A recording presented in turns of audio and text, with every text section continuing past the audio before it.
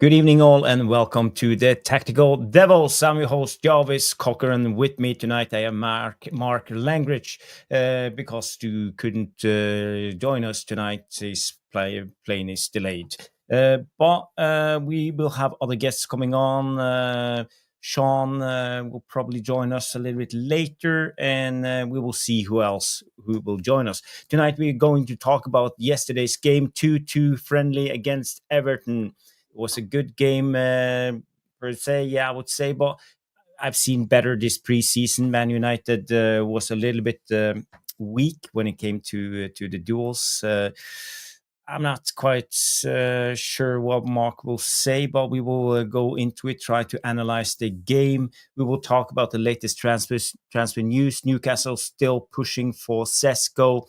But we don't know. Sesko will make his choice in the next couple of days because the team are on the way back from the US. There also been some updates on Garnacho. We will talk about that later, and I have a special update when it comes to Højlund and a ex-manager called Ten Hag. So stay tuned, and we will be back right after the intro.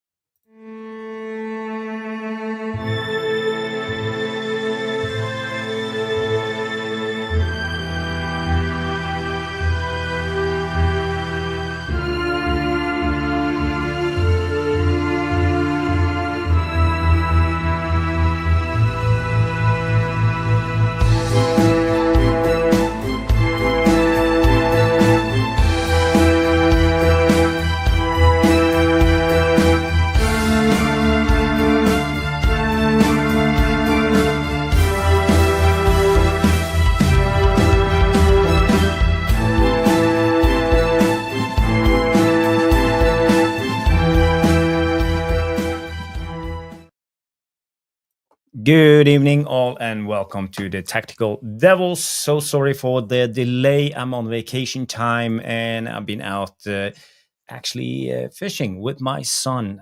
He caught a couple of big ones, but it was a good day. Sun is shining, and everything is hunky dory up in northern Norway. How are you, Mark? Good to see you. I'm so glad that you can join me tonight, so I wouldn't be here alone. Good to be here. It's a bit quieter without Stu around, but somehow he still managed to make it into the chat, so he'll be having his say.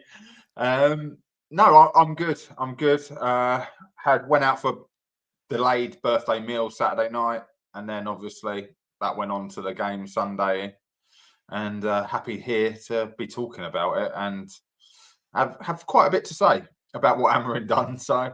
Yeah, it will be interesting because I watched the game. 2-2. I think the first one was a penalty. I think it was a little bit on the light side. We grabbed Ahmad's arm. Maybe it was a penalty, but it's a 50-50 in my mind. But Bruno scored the penalty. Everton equalized.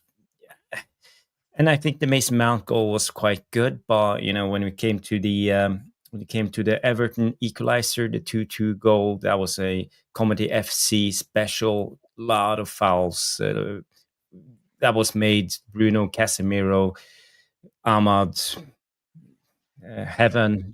So I don't know. This actually not much to analyze when it comes to that goal. It's just one of those. Everything that could go wrong did go wrong. So it reminded me of playing pinball as a kid. When if it's pinging around the bouncers and he can't do anything, just goes straight down the middle. It was like that, wasn't it? Pings around the box and goes in the bottom corner. And you're like, how did that even go in? Yeah, I was speechless when I saw that goal. I was like, huh? What actually happened?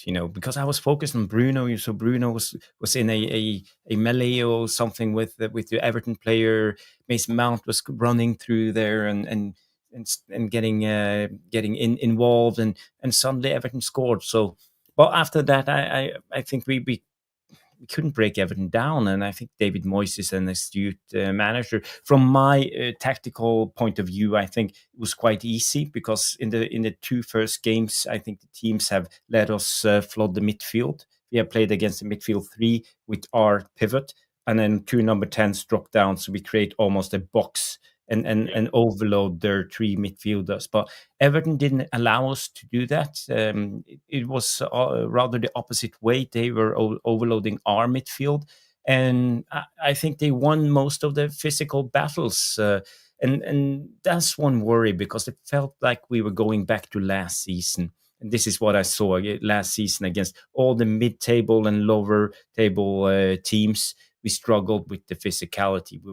We were bobbed off the pitch a lot of the time. So, Mark, what's your take on this? I totally agree with the physicality thing. I don't think that's anything we're going to be able to fix overnight. Some teams have got 6'4", built like brick shit house midfielders that can't move, but one thing they can do is knock you off the ball, and then others have more technical midfielders. And the first two games had technical midfielders, and Everton do not. I thought the biggest problem we had was controlling that midfield by using the 10s. Exactly what you just said. When you were creating a box midfield, well, that went out the window. As soon as you gave them all sort of a free roaming license, there was no one knew who was meant to be tracking back. So it just, we played with, well, we were one player down with Dallo, who I don't think he knew what the hell he was doing in the game. He was always out of position, and even had to hold it. We got our first handheld up of the season. Like, oh, my mistake, kick that one straight out of play. So, yeah, it was a bit of a mess. I thought first 20 minutes we looked good. You know, there was that, like you say, led to the penalty, led to another chance as well. But after that, it was like someone took the handbrake off. Said, "Go on, lads, go do what you want to do. Let's see what you got." And the arguing between Ahmad and Yoro, Bruno shouting his head off at everyone, who I thought he had an appalling game. I thought Ugarte, he had a bad game, but he kept falling over his feet. It was almost like his studs were catching in that turf, which they had already said. I watched it on Sky Sports, which is Peacock, the way they done it through, and they were saying the turf's only just been laid. You can see if you're down on pitch level with it, you can see it knitting together still, you know. So if anyone's played on pitches like that, it's so easy to catch your studs, and just it's heavy underfoot. Yeah. But you would say then it's the same for both teams, and Everton didn't seem to struggle with standing up. No. So you mentioned something.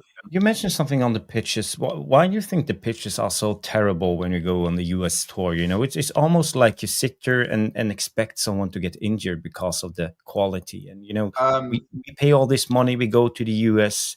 We should expect to play on a proper grass. You know, and proper. They don't have it. They play on hybrid pitches. FIFA have actually told them all these pitches need to be ripped up in February and have a full grass pitch laid for the World Cup. So that instantly says how bad the pitches are if FIFA have had to instruct that. I don't know what this hybrid pitch is in America, because like the best we have here is 4G, and it's horrible. You got no sideways motion unless you're wearing perfectly rounded studs, and there's only about 3 or 4 makes of boots that still have that. It's an ACL waiting to happen. You'll catch your studs. But and that's the way people were going down. It was like that. They were trying to do turns and falling over. You saw Ahmad go down twice by doing a pirouette, and he just had no movement in his ankles. And the same, you know, remember the last game, Diego Leon fell over. You know, I think the pitch has something to do with it. And, you know, you've been a player yourself. You know exactly how difficult that is to play on a dry pitch that's uneven, you know, and you know. Where was it Tottenham played, and they said it was a plastic pitch. He played out. It wasn't Malmo, was it? Who was it? They played in the semi-final of the Europa League. Bodeglimt. They've got apparently plastic pitch. Normally means it's 4G, because there's no such thing. The plastic pitches are not that bad as we saw in the US. It's something else, because they water it. It's not the same grip, you know. It's almost like they're laying it over the top. The only difference is the ball goes faster. Yeah, ball goes so much faster when you play. So in a way, it's a different type of of game, but the pitches were terrible. But we saw the Ligt go out in the 80th minute. Something, I think he had a knock. Yeah. Hopefully, he's not injured, but it didn't look too bad. He didn't go directly to the medical team. He sat down on the bench after he was sub, but you could see him like feeling he had something. Yeah, if you come down on your hip or something like that, you certainly will feel it and be bruised for a while. But there's a lot to be said. Luke Shaw, dead leg and played the next game. Yeah. When was the last time we said Luke Shaw went down injured and played the next game? Normally he's out for 6 months. Yeah, it's true. It's true. Maybe something happened. He's fitter, happier, more productive, comfortable, all that Radiohead stuff. But I think he looks like a changed man, like seeing the light. So hopefully he can stay injury free, both him and Mason Mount. Before we talk more about the game, Mark, I just want to say hi to all the people who have tuned in. We have Catherine No Nonsense Smackdade in the house. Good to see you, Catherine. Carlos is here. And the Madness, Tom Porter, big up Tom Porter. Good to see you. Someone told me that I should make Tom Porter a moderator because you have a reputation of being a good mod on other channels. So I hope you don't mind, Tom Porter, but I will make you a moderator. Boxing Straight Talk is here. Good to see you coming in. Evening, everyone. Jamie Wayne is here. Big up, Jamie. Let me just scroll down a little bit. We had the Bernardo Curto is also here. I am Titanium. Wopes, one of our moderators. Big up, Wopes. Good to see you. Yeah. Danny B, MUFC 14. Yeah, a lot of you guys have tuned in already. Nas, good to see you. And we have obviously Stu Wally in the house too. Hope you're well, Stu. I hope you're well. I hope the F1 Budapest wasn't too hard on you. I think it's not just the F1, but everything around. I think it was a festive experience, and I hope you're well, my friend. I hope you well. And we have Daniel Brain here too. Yeah.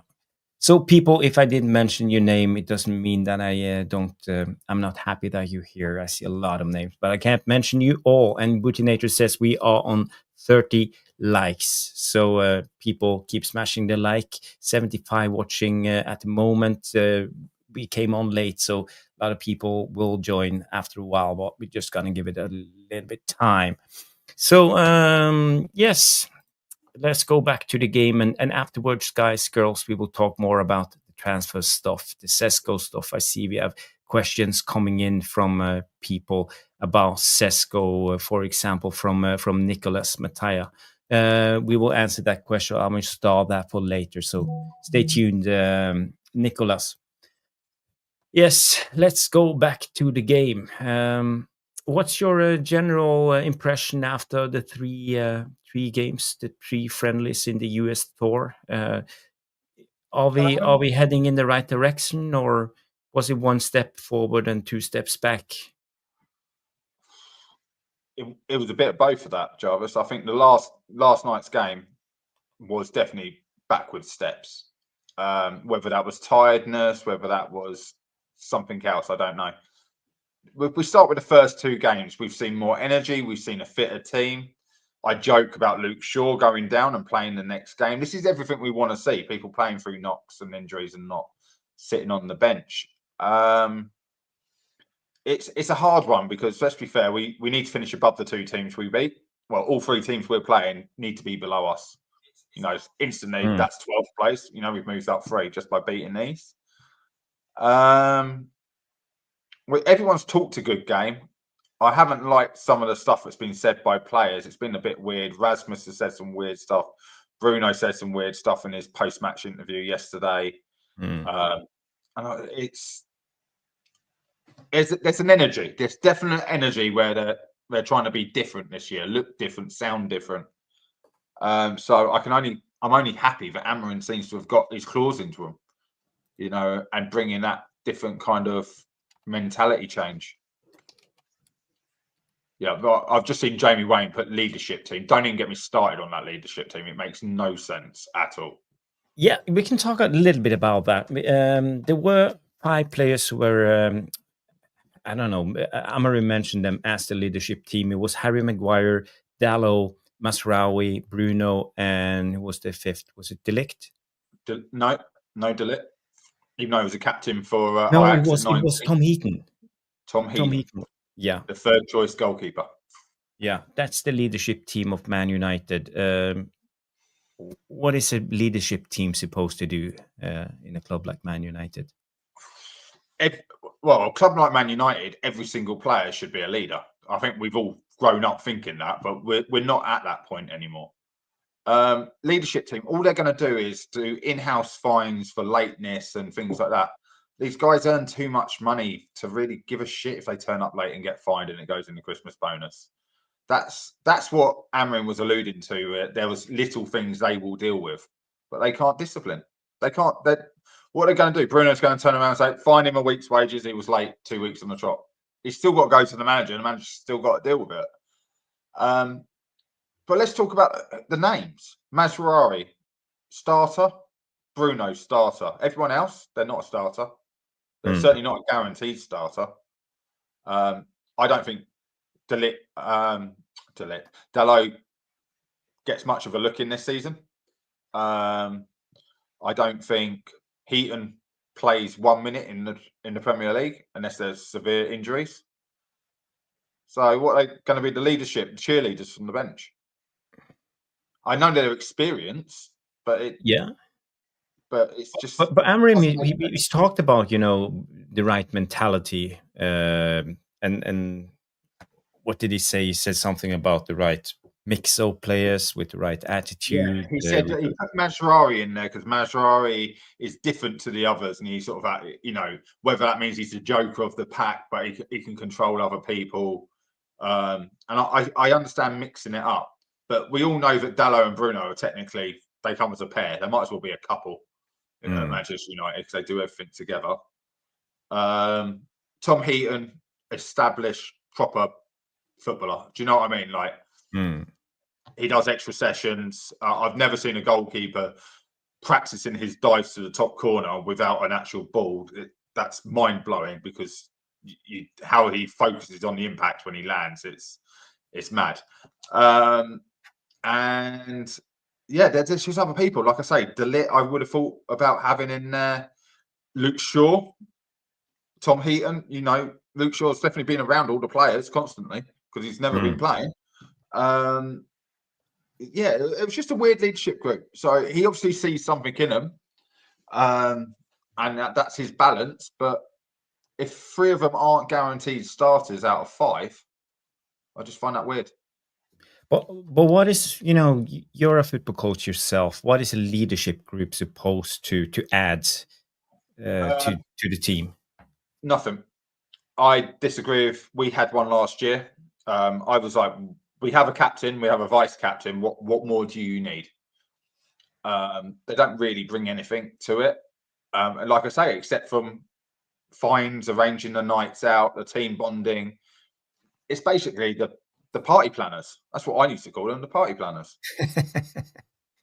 The guys to make sure that the and a vice captain, manager will sit down with them and ask them what's going on.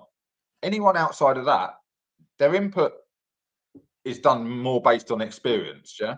So if you've got another, say, Mazraoui's captain for Morocco, then you're more likely to listen to him than Obi, who's obviously up and coming. Yeah. So people will have a say, but then you just go through the levels. I don't get it. It's a bit of a niche thing. It's a bit of a change on words. I remember listening to Roy Keane, and it's like they were like, "Oh, best captain you ever had." He went, "I didn't need to do anything. We were all captains. We had multiple international captains. So the changing room governs itself." Yeah. So it's the way of looking at it. To me, it just says we lack emotional, maybe intelligence or something like that. Is there things that the manager doesn't really want to have to deal with all the whinging, and let's just leave that to the players. It's like, you're not in the team, you're not in the team, deal with it. That's the only thing I can think they can go to someone and talk to. But in the group, you have a set amount of rules that everybody has to follow. You have to be on time when it comes to training. You have to wear a certain outfit. You can't come wearing your boxers and in a t-shirt. You have to dress a certain type of. So all of this, we know how it is inside that group. You have to behave in a certain way. So do you think it's the leadership group that's supposed to? That's what I think they're doing. I think they're doing a tire check Setting when the they come into standards in a way Yeah. for. Yeah, I think it's As you just said, they don't have to do it. it's not about the standards on the pitch; it's about the standards overall in the club. Yeah, if you set the standards high at training, it should spill out onto the pitch. Do you know what I mean? The way they turn up. There's been talk. I think I said about it before. For they all have to sign like not a new contract, but more paperwork saying that when they turn up for matches, they won't just walk straight past the fans. They've got to give 5-10 minutes signing autographs every single player. Now that was always a given. I remember being outside Old Trafford and all the players doing the mini little circle before they go in. But now there's like 100-meter like zone where they can walk straight through the middle and can't get to the fans. So much security around them. So, are they going to change that? Are they going to say, no, actually, the players need to interact with the fans so they can get to them? But yeah, I don't get that. It was a very weird thing that they brought out to let people know that there is a new leadership group. It's a bit like some of the channels searching for news stories. We've got a leadership group. We've got no players, or we're not doing any more transfers while on tour, but we've got a leadership group. It feels like a PR move, and in a way, why would they announce it to the world? I think it's something that's inside a team. The leadership group should just function as a leadership group inside the group of players, not towards the rest of the world. But it will be interesting, and probably Amarim has a plan, and we just have to trust him when it comes to this. That's just my take. When it comes to the game yesterday, there were some players missing that we didn't see on the pitch. I know you mentioned before the stream in the green room, Kone. We didn't see him on the pitch today or yesterday. Why do you think? I can't get my why would you take someone, refuse him a loan deal and not put him on the pitch, especially when we're so poor in midfield? We're looking for answers, then try more players. It is a friendly. After the crap team he put out yesterday, because it just did not gel compared to the first two games, it was chalk and cheese. Then that was maybe his chance. Manu could have sat out a game, or Ugarte could have sat out a game if it was tired legs why it was so bad. But I do think a lot of these youngsters got taken. I said to you at the same time, they might have been doing in-house practice matches. So you play at like 25%, you're almost walking it through, and then sprint back, walk it through, sprint back. So he had almost a starting 11, but would give their all because they're trying to get in the first team. Otherwise, I didn't understand why you would take so many players and not play them. Obi didn't get enough minutes, and let's be fair, if Rasmus goes and we get Sesko, Obi's still your number 2 striker, so he should have played more minutes. But yeah, there was a few. Shea Lacey, Mantaro on the right. These players never got on, never. And to go halfway around the world and not play and when they could have been playing friendlies at home, something must have been going on behind closed doors in these training sessions. Yeah. You mentioned Shelley Sibar, Toby Collier. We saw him in the first game. He played as a number 10, played out of position. Yeah, and that's that. Did we see him in the Bournemouth game at all? Maybe he played 5 minutes at the end. No, I don't think so. I don't think so. Yeah. So, we didn't give him a fair shot, and I think a lot of this preseason tour should maybe try to blood the youth. Give them a chance. See if they can play the level. Do the thing when they put on the Man United shirt in front of a crowd, and there will be big crowds in the US. But it's something different. Playing even if it's friendly. Well, I So watched the West Ham Bournemouth game before, and literally it was half empty. Everyone came to watch Man United, and they made a point of that. They said the crowds have doubled every single Man United game, and like, let's be fair, we are still one of the biggest teams in the world. Real Madrid, Man United, Barcelona, they sell out these American games. Anyone else, not a hope in hell, and that was shown in the World Club Cup. We've had bigger attendances at our 3 games than any attendance at the World Club Cup. yeah, tells you something about our club. We are still one of the biggest clubs in the world. Yeah. But I would say, with the games and what happened, I think we, result wise, I think we did okay. I think we can see some improvements, but the Everton game, it worries me a lot because of the midfield. Mainu and Ugarte, and even Bruno when he was dropped down, all the midfielders look poor when we play against physical midfielders that overloads our midfield, and outnumber us. And and for me, this is a big worry, because for me it tells me that Amarim hasn't learned anything from last season. Because it should be a big warning sign, a big red flag, something like blinking in his face all the time. This is why we lost a lot of games last season. We are not strong enough. We're not physical enough. Okay, you can give the players a health and nutrition plan, and they can come back and they look fit.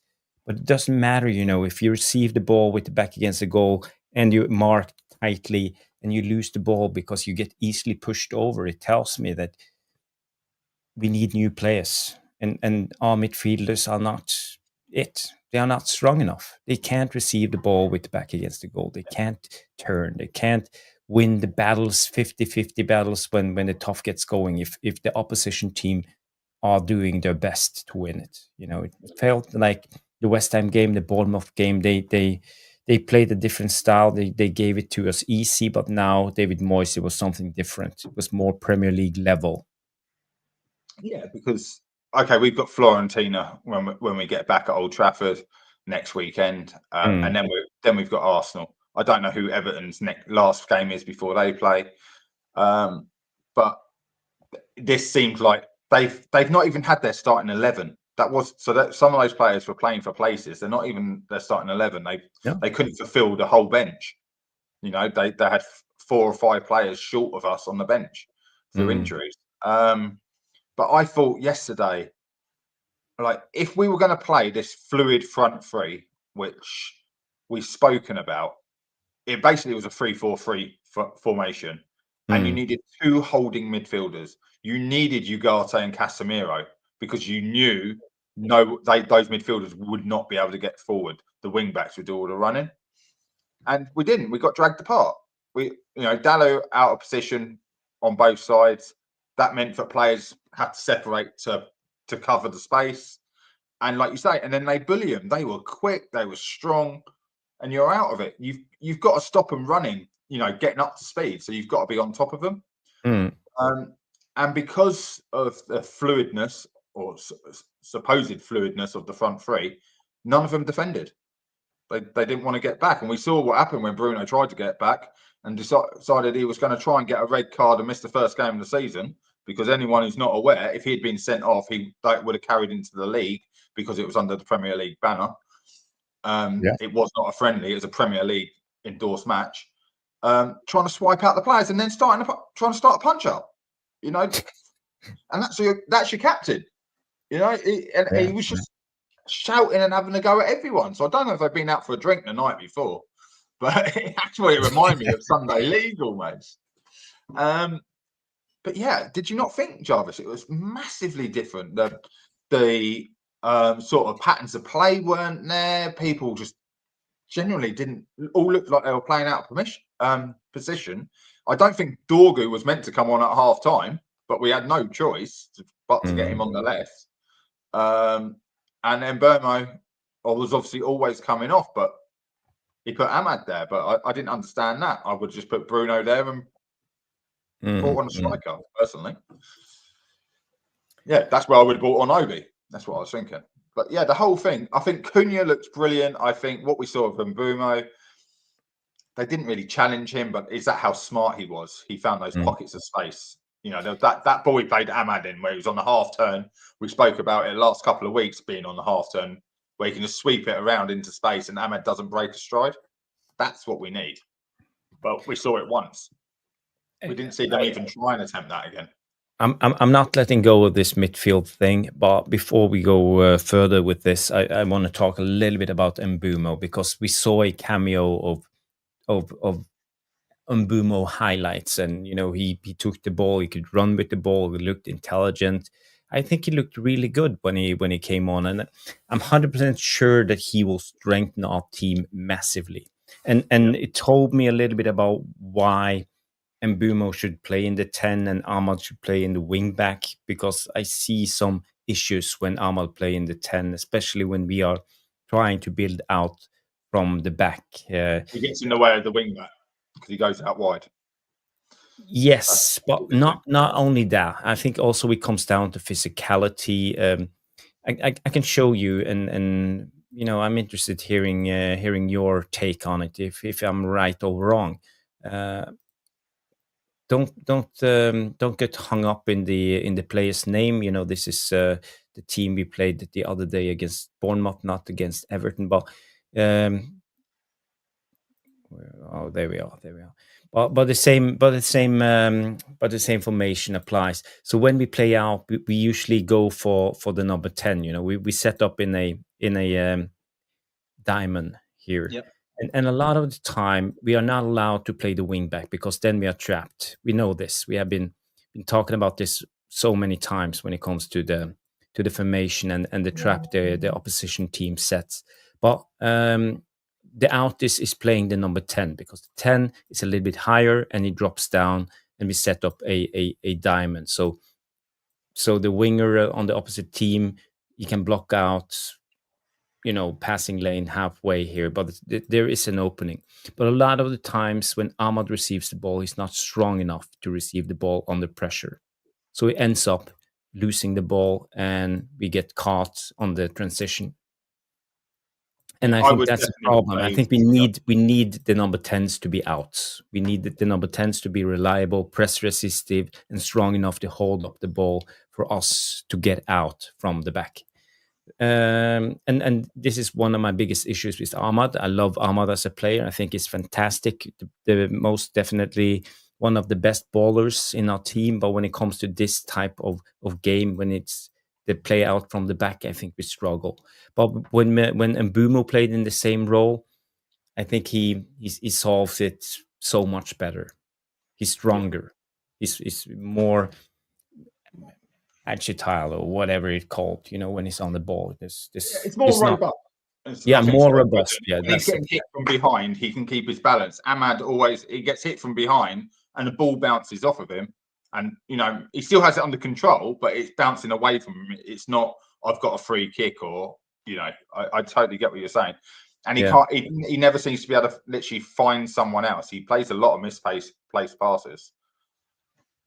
So you do agree, and you see an improvement if we play Mbuemo? Because I've been saying a couple of times we could probably play Ahmad in the 10 and Mbuemo in the right wing back, but now I understand that we can't do it. And it comes down to physicality. I think it's physicality, but I think it's also the style of player that Ahmad is. He's definitely a ball carrying midfielder, isn't he? You know, whether you want to call him a winger or a 10. So when you play him in the wing back, when he does get the ball, he'll want to carry it down the wing and do something with it. But when you give it to him in the 10, like, look how exactly you've got that set up. So the only place Euro could play the ball was into Ahmad's feet. Well, Ahmad will try and control it and turn, where really he's meant to cushion that off for Casemiro. Yes. And the 1-2s, some 1-2s, and start a new movement forward. Yeah. And that's the sort of thing that Mbuemo was doing. It's like you play long, cushion it off, and go long again. You know, so it's just basic passing pattern. But that's why when he was on the wing back, I think that's what him and Euro were arguing about in the first half when he was saying, just give me the ball, give me the ball. And he's like, you're not meant to get the ball. It's meant to be going inside and then up to the 10 or up to the striker. You know, so I saw some of that. And just wondered if that's what they were actually arguing. Like we've seen a lot about, of pre-season. We've seen there's been quite a few arguments on the pitch pre-season. We saw Dallo and Rasmus in the first game. I can think of this one. I saw Bruno and Ugarte having a go at each other in the last match. It's just, I suppose it's a new system. They're still learning it. That's the best I can say. Yeah, but I see patterns as we talked about the last Monday. The Amarim are looking better, you know, and that was after the Bournemouth game. But we could also see the same patterns, you know, playing up and laying off and starting new movements. So we try to zigzag our way up the pitch, and we do it consistently. So it has to be one of our main tactics to play that way. And I like what I see. If you contain the ball out on a wing, so if we say like between Ahmad, Euro, and the 10, if you can contain the ball there, what they don't do is push the centre back forward, because if you look at it, we've done it quite a lot. We end up laying the ball back under pressure and doing the big switch to the other side, because that's the only player on the pitch who won't be marked. Because naturally, you all come across with a player, and you try and cover the 10 yards maybe you've given yourself to pick up that winger. But when you play a diagonal low and flat, you can't get there. Like that ball's really moving some, and we do it a lot. De Ligt's brilliant, and Euro are playing that diagonal ball. Maguire's good at playing it the other way. So yes, there are patterns of play, and that's one of them. And that's how Dorgu, you know, we were obviously putting our wing backs in behind when we saw Dorgu score in the last game, which, you know, that's that rotation. That's a different rotation with the 10s covering and the wing backs pushing on. But just yesterday, I didn't see as much as I thought we would see. It, like you said it right. It's 2 steps backwards. Yesterday's game was almost 2 steps backwards, but it really did highlight when Amarim wants more transfers, and you get Bruno saying after the game, we need another, you know, 1 or 2 players in. Was this done to highlight we don't, you know, if we don't play our starting 11, we need more? Yeah, 100%. We have Noradin from United Real Therapy joining us. Good to have you on, Nori. How are you? I'm good. You good? I've just finished my dinner because I had a massage earlier when I was supposed to have my dinner, because I don't like to have a massage when I'm on a full stomach. So yeah, I've been listening and watching. You've been listening and watching, and I know you have some strong opinions on yesterday's game, and especially when it comes to the midfield, the physicality, the way we played, the way David Moyes set up, how he outnumbered us in centrally, and actually made it difficult for us to play football. And again, we could see Amarim have no solution to that, and you know, it worries me a lot when we go into next season if he can't. He was doing this. Yes. That's what he does. He looks down like that and does that. You know what that's a sign of? That's a sign of they're not doing what I told them. Yeah, I know. I know, but it's not like you can't set a team up like that and not expect. We're still playing against a Premier League team. First of all, I want to say the game was played at a fantastic pace. And that's one good thing about this series, you know, this Premier League series. The last game, they had more energy. They had more power. They had more control. I mean, James Garner. I said at Jarvis, and people were knocking me. I told people, why are you getting rid of the only ball playing midfielder that we've produced in the last 10 years? Why? I totally agree. He said about him backstage. I said exactly the same. We've got buyback clause on him as well, because we know. Yeah, I actually was supposed to make a little segment about Garner, but you know, we can talk about it. Let's talk about Garner. What should we do? Should we actually try to get him back? Because I think it was strange. We gave him away to Everton, 26 million, after we had that brilliant season for Nottingham Forest. He played them up into the Premier League, and he was actually one of the best midfielders, DMs in the Championship that season at a young age. And I always followed Garner, when he played for the academy, and he was one of my players. I always thought that he would do well because I could see it in the way he plays. He's smart. He has the brains. He knows. He can read the game. At the right time. The midfielders we had at the club when he came through and was training with the first team before we let him go are the ones we're saying, oh, let's get Herrera back, let's get Carrot back. He came through with all these players, didn't he? On the training pitch, watching them day in, day out as he's coming through his age groups. And he shows that just shows how smart he is. He's picked up that thing. But Matic, people like that, even they said good things about him when we let him go. But we couldn't guarantee him first team football. That's why he went. That's the only thing I will say. He wasn't guaranteed to start, and he wanted to start matches. But is it a viable option? Could we actually consider bringing Ghana back? Because, as you said, we have a buyback clause. That's the only thing we've got now, Jarvis. That's the only route we've got now to try to get any resemblance of having a number 6 that I can actually put his foot on the ball and actually pass the ball. I would say, if I was him, I wouldn't want to come back. It's been too long. But that's me. Yeah.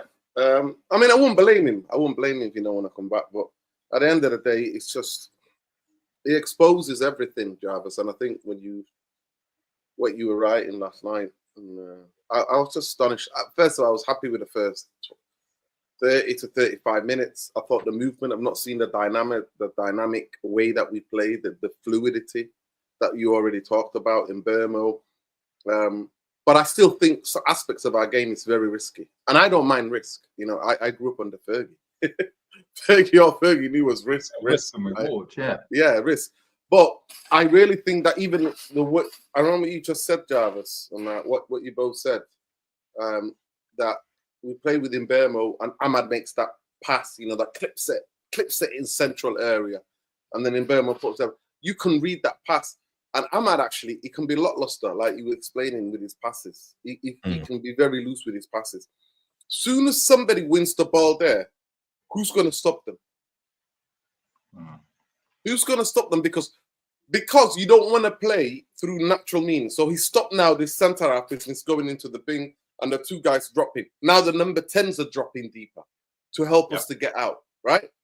Cunha was doing it, but really good at protecting the ball. Mbuemo can do it, but it's the pass to get to them. Teams are going to read that. I've got 2 coaching badges. I live in Hugh. I can see that. That is easier to watch out for because Ahmad is the trigger. The ball will come from Lenioro. That's what I said. He's so weak, Ahmad. He's an easy trigger. It is. Yeah. You hit him in the back, the ball's going to bounce off him. You don't foul him. And therefore, that's the trigger. It's a double press off of him. Whether it be the 9 coming back up to receive it in that space, where he's bounced it into. But you're spot on. Yeah, I just feel when I'm watching that, I think, okay, he's saying that, okay, we don't want to have the centre half and then maybe Casemiro or whoever, Ugarte dropping in. But we have to find different ways to get out. I thought there were moments in that 35 minutes, we did see the double movement, where somebody makes the run and then Bruno was dropping, get the ball, the opposite movements that we've seen. But at the end of the day, to me, the physicality and being outnumbered in midfield and he sits there and does that. Like, okay, at that moment, there's going to be periods in the game. We've all played football. Why don't you get the wing backs just to come in centrally, just to outnumber them? They're 3.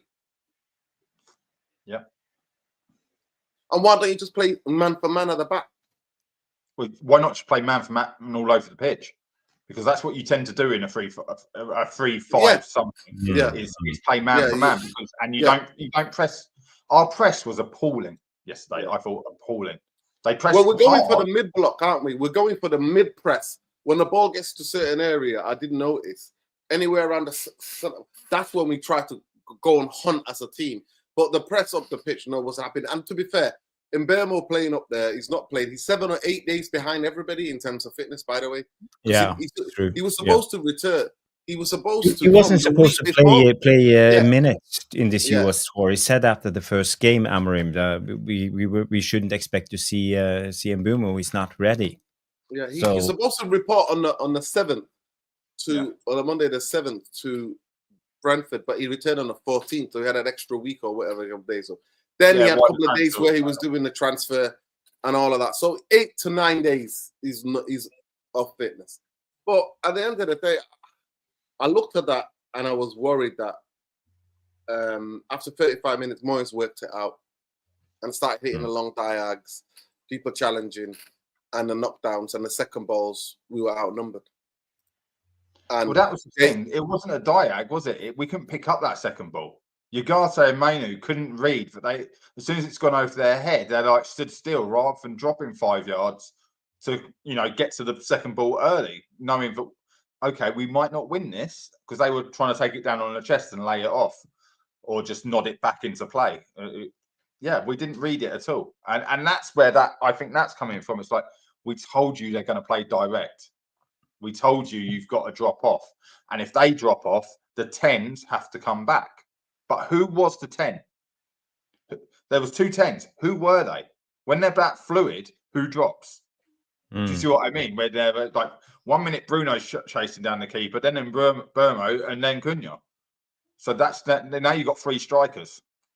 And that's but this is the problem with when you go for a fluent people, we love everybody can interchange, is fluent, but you lack the responsibility. Who is going to do the hard job? Who's going to run the socks off for the team and do the opening runs? We could see the Bournemouth goal, the overlap from Mason Mount opening up the space for Dorgu when he crossed to Højlund when he scored.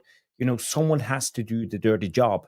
And I think when you play too fluent, this will be a problem, and I think Amarim needs to work on this. I love the Cunha and Mbuemo and the striker, whoever it will be. There are, by the way, some updates on Sesko. We'll go through them later. Some new bid from Newcastle, but first of all, we're going to talk about the game and Man United. So, will this be a problem? There's no responsibility when it comes to the fluidity of the attack. Noradin or Mark? I think so. I'll let Norden have his say, but I think it's a big problem, as big as you can get in a football team. For me, understanding in football, it depends how certain teams are coached in it, but in football, it's 2 things. You're either when you're on the ball and then when you're off the ball. You know what I mean? On the ball and off the ball. So usually you expand, don't you, when you get the ball, and then you constrict, don't you? You come together. Yeah, when you haven't got the ball, and yeah, I just didn't see that.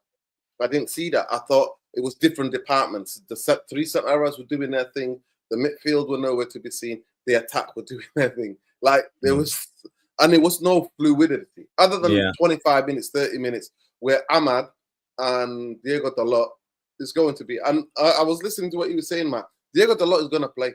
He will fit him in as a left back and put Dogu on the left, right. and on the right, and that would hamper us. That can hamper us because him coming in. He's not Dennis Irwin. He's not technical as Dennis Irwin. He's nowhere near as technical as Dennis Irwin or even Phil Neville. When I tell people that Phil Neville played a right-footed left back and done it for years for Manchester United and won titles playing that position, people laugh at me and they go, Diego Dalot is better. Some people in Dennis Irwin. Dennis Irwin, comfortable. Absolutely Royce of a footballer. Absolutely can play both. So Diego Dalot's not that. Diego Dalot has to check back on his right foot, look up, all of that. All the things don't come to him automatically. But he wasn't even getting forward. There was at one point I saw us attack down the right and we switched the ball out and he sat there as a left back in a back 4 rather than up front where he's meant to be on the other side of the pitch where they put the ball and the ball goes out of place. And then that's when he just held his hand up. Sorry, yeah, I got that wrong. Well, there are no left backs in this team. We don't play a back 4. We should have yesterday if we're playing a front 3. We should have played 4 at the back, 2 holding midfielders, and 4-3-3. But I don't know what the hell was going on. But what I will say is, we have 3 amazing number 10s. Right, we can say that we've probably got 3 of the best number 10s in the Premier League on their day: Cunha and Mbuemo, and obviously Bruno. What's the number 10's prime role? It is to set someone up, Create. If you're going to play 3 number 10s like we did yesterday, you have to change the formation to 4 at the back, 2 holding midfielders, 3 number 10s, and a single striker to create that space so that those midfielders, the defenders, have to step out to mark them, and that creates space in behind. Yesterday, when I saw, like I say, you're saying about defensive shape, Norden, like, if you've got the players rotating, that means their role rotates in their defensive role, and people are going to switch off, aren't they? And I think we saw that a lot. I think that's where we separated from the midfield, and maybe Manu and Ugarte were trying to do this whole jumping. If you've noticed in the last 2 games, they sit sort of arm's distance, not touch tight, but arm's distance from a player and go, that's the only pass. And if I think he's going to go, I'm going to jump and intercept it. And that's our press. Well, we had no press yesterday. I see the chat talking about it. The press was pretty much non-existent. And when it did go, it was easy to play through. And Everton aren't a ball-playing team, let's be honest. But, they were popping it around into a free midfielder every single time, out from the goalkeeper. It was a shit show. I think that's where I'm saying players could have got a run out. Obi could have got a run out if you didn't want to play Rasmus. People could have got minutes in their legs. But we decided to play Bruno, because we can't drop Bruno, and we have 2 number 10s. So is this our formation next season? Are we going false 9? So Bruno drops back into the 2, and he's tried to not make him die. And then and then he comes out at the end, like, try to distract from all of that. It was ridiculous. It was a comedy. It was like Comedy Club. It was that's like not some the first comedy. Time you've seen that happen. That's not the first time. But it's just ridiculous. I'm just like, you are like, can you not read? You're the captain. You're supposed to be the most intelligent footballer on the pitch. You've got 2 centre halves and a goalkeeper that's literally playing on his goal line. So you've got nobody to sweep, right? And then you basically, I've got a player facing him. All you do is bring it back to the centre back, make the angle, get it back, and then play out. Like, why you try to not make somebody in the halfway line when everybody's beyond you? Even Evan was beyond him almost. Heaven is almost beyond him. There was only 2 centre half that were back there, and he does that, and then we concede whatever. But same thing, what I saw from the I called it the basketballification of football. What Ten Hag was doing, where everybody's like this. All I see is arms like that running towards goal. Once in football, the way I was coached, that you don't want to get used to that. That means you're in trouble, unless you are going for a last-minute equalizer or last-minute winner, and you're hemping team in, and somehow they got out. Then everybody sprints to get back. But that can't be a regular occurrence, and that's what was last season, and that's what it was under Ten Hag. So for me, it's the number 6. Big up Bath-time. He was saying about that Ghana might not be the best in terms of running stats. Listen, I understand all that. I just want somebody to get their fucking foot on the ball. I just want somebody who's got ability that can actually get their foot on the ball and just pass it out. I mean, I don't want to scapegoat anybody. I don't want to scapegoat Ugarte. It's not his job to do this. He's more of a high pressing number 8. And it's so weird. There's something in our football club. We buy Fred, we get rid of Fred, and then we buy another Fred.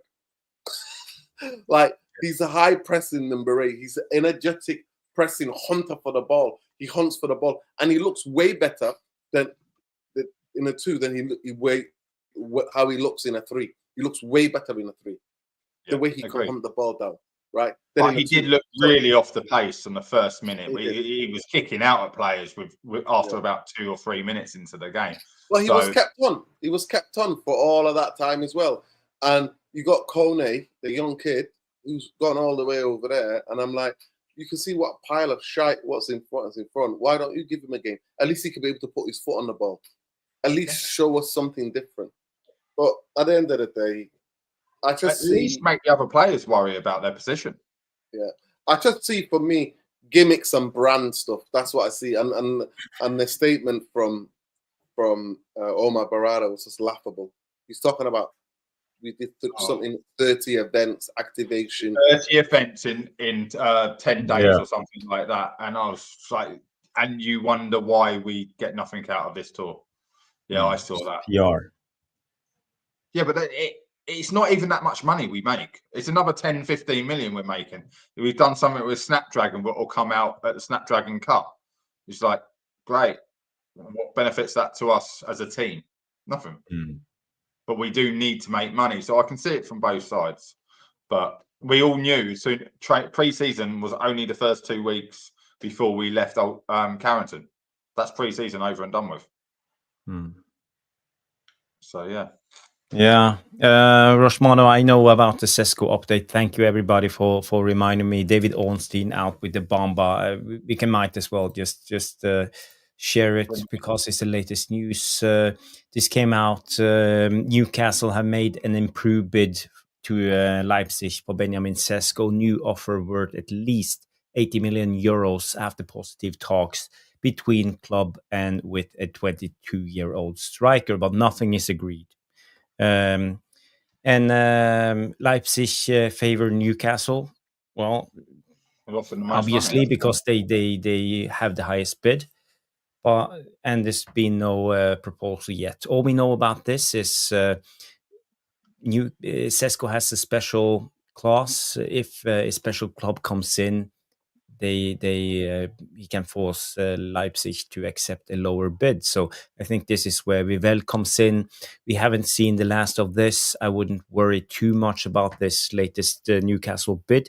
If Sesko has set his mind on Man United, he will come to us. If it's just after the money, he will go to Newcastle. So, either way we win, because I don't want a mercenary anyway. So, I'm not worried about this. Never wanted him. I don't rate him at all. I saw you do a great show the other day, so everything you look at apart away from the stats, but I still don't see what he brings to what we're trying to build. I don't see it. And that's not like I don't see it as in I don't understand. I physically don't see him doing anything if he comes to Man United for our team. As you said, he's not a main striker. He's already second choice backup number 10 kind of role at his current club.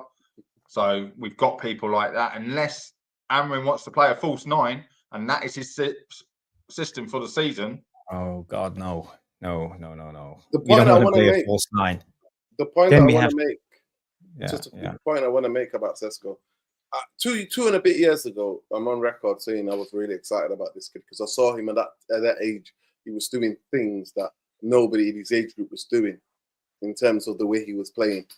To me, he's not developed to that extreme. Last season, he played mainly on the left-hand side as a 10, like you were saying, Matt, dropping into those holes. So what are we doing now? Collecting 10s? Is that what we're doing? Is that the new Yeah.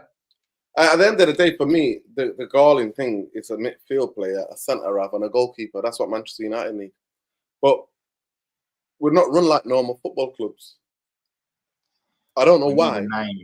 We need a name. I don't know why, but we're not run like normal football clubs. I think it all goes back to that 33% of our shares is traded on New York Stock Exchange. And the over-evaluation and the wages to be paid is all part of the prop. Because in terms of football, we're not there. So I just find it really difficult. And I'm getting so incredibly frustrated with fans who have been brainwashed into thinking, striker. Last night, Cunha went up front when Mbuemo went off. Yep. How often did Cunha see the football? He didn't. He was the newest inductee into the ghost town. Højlund comes on. Højlund was dropped so deep at 1 minute. He was almost 10, 15 yards away from the goal, like from the corner kick, from the corner flag, try to get a touch of the ball. And he's been on the pitch for about 10 minutes. Well, you say that. Bruno did that most of the night. Meant to be playing in a 10 role, and the amount of times I saw him behind Manu and Ugarte. So this is what I mean. He cannot play that 10 role because in a structure, he has to be in front and someone else received the ball to have the pass. that no one rotated into there. What position did you play, Matt, when you played? Striker. Right. So me and Jarvis played midfield. It would be the worst nightmare ever. I would leave the team if I had to play with Bruno in midfield. I agree. I wouldn't want him in my team. Yeah. I could never. You would be left alone. I could never play with him. Yeah. I Do you remember when you were a kid and you had that good kid in the team? The manager just let him do what he wanted to do. That's Bruno. But when you play a structure, that goes out the window. And Cunha said this about Wolves.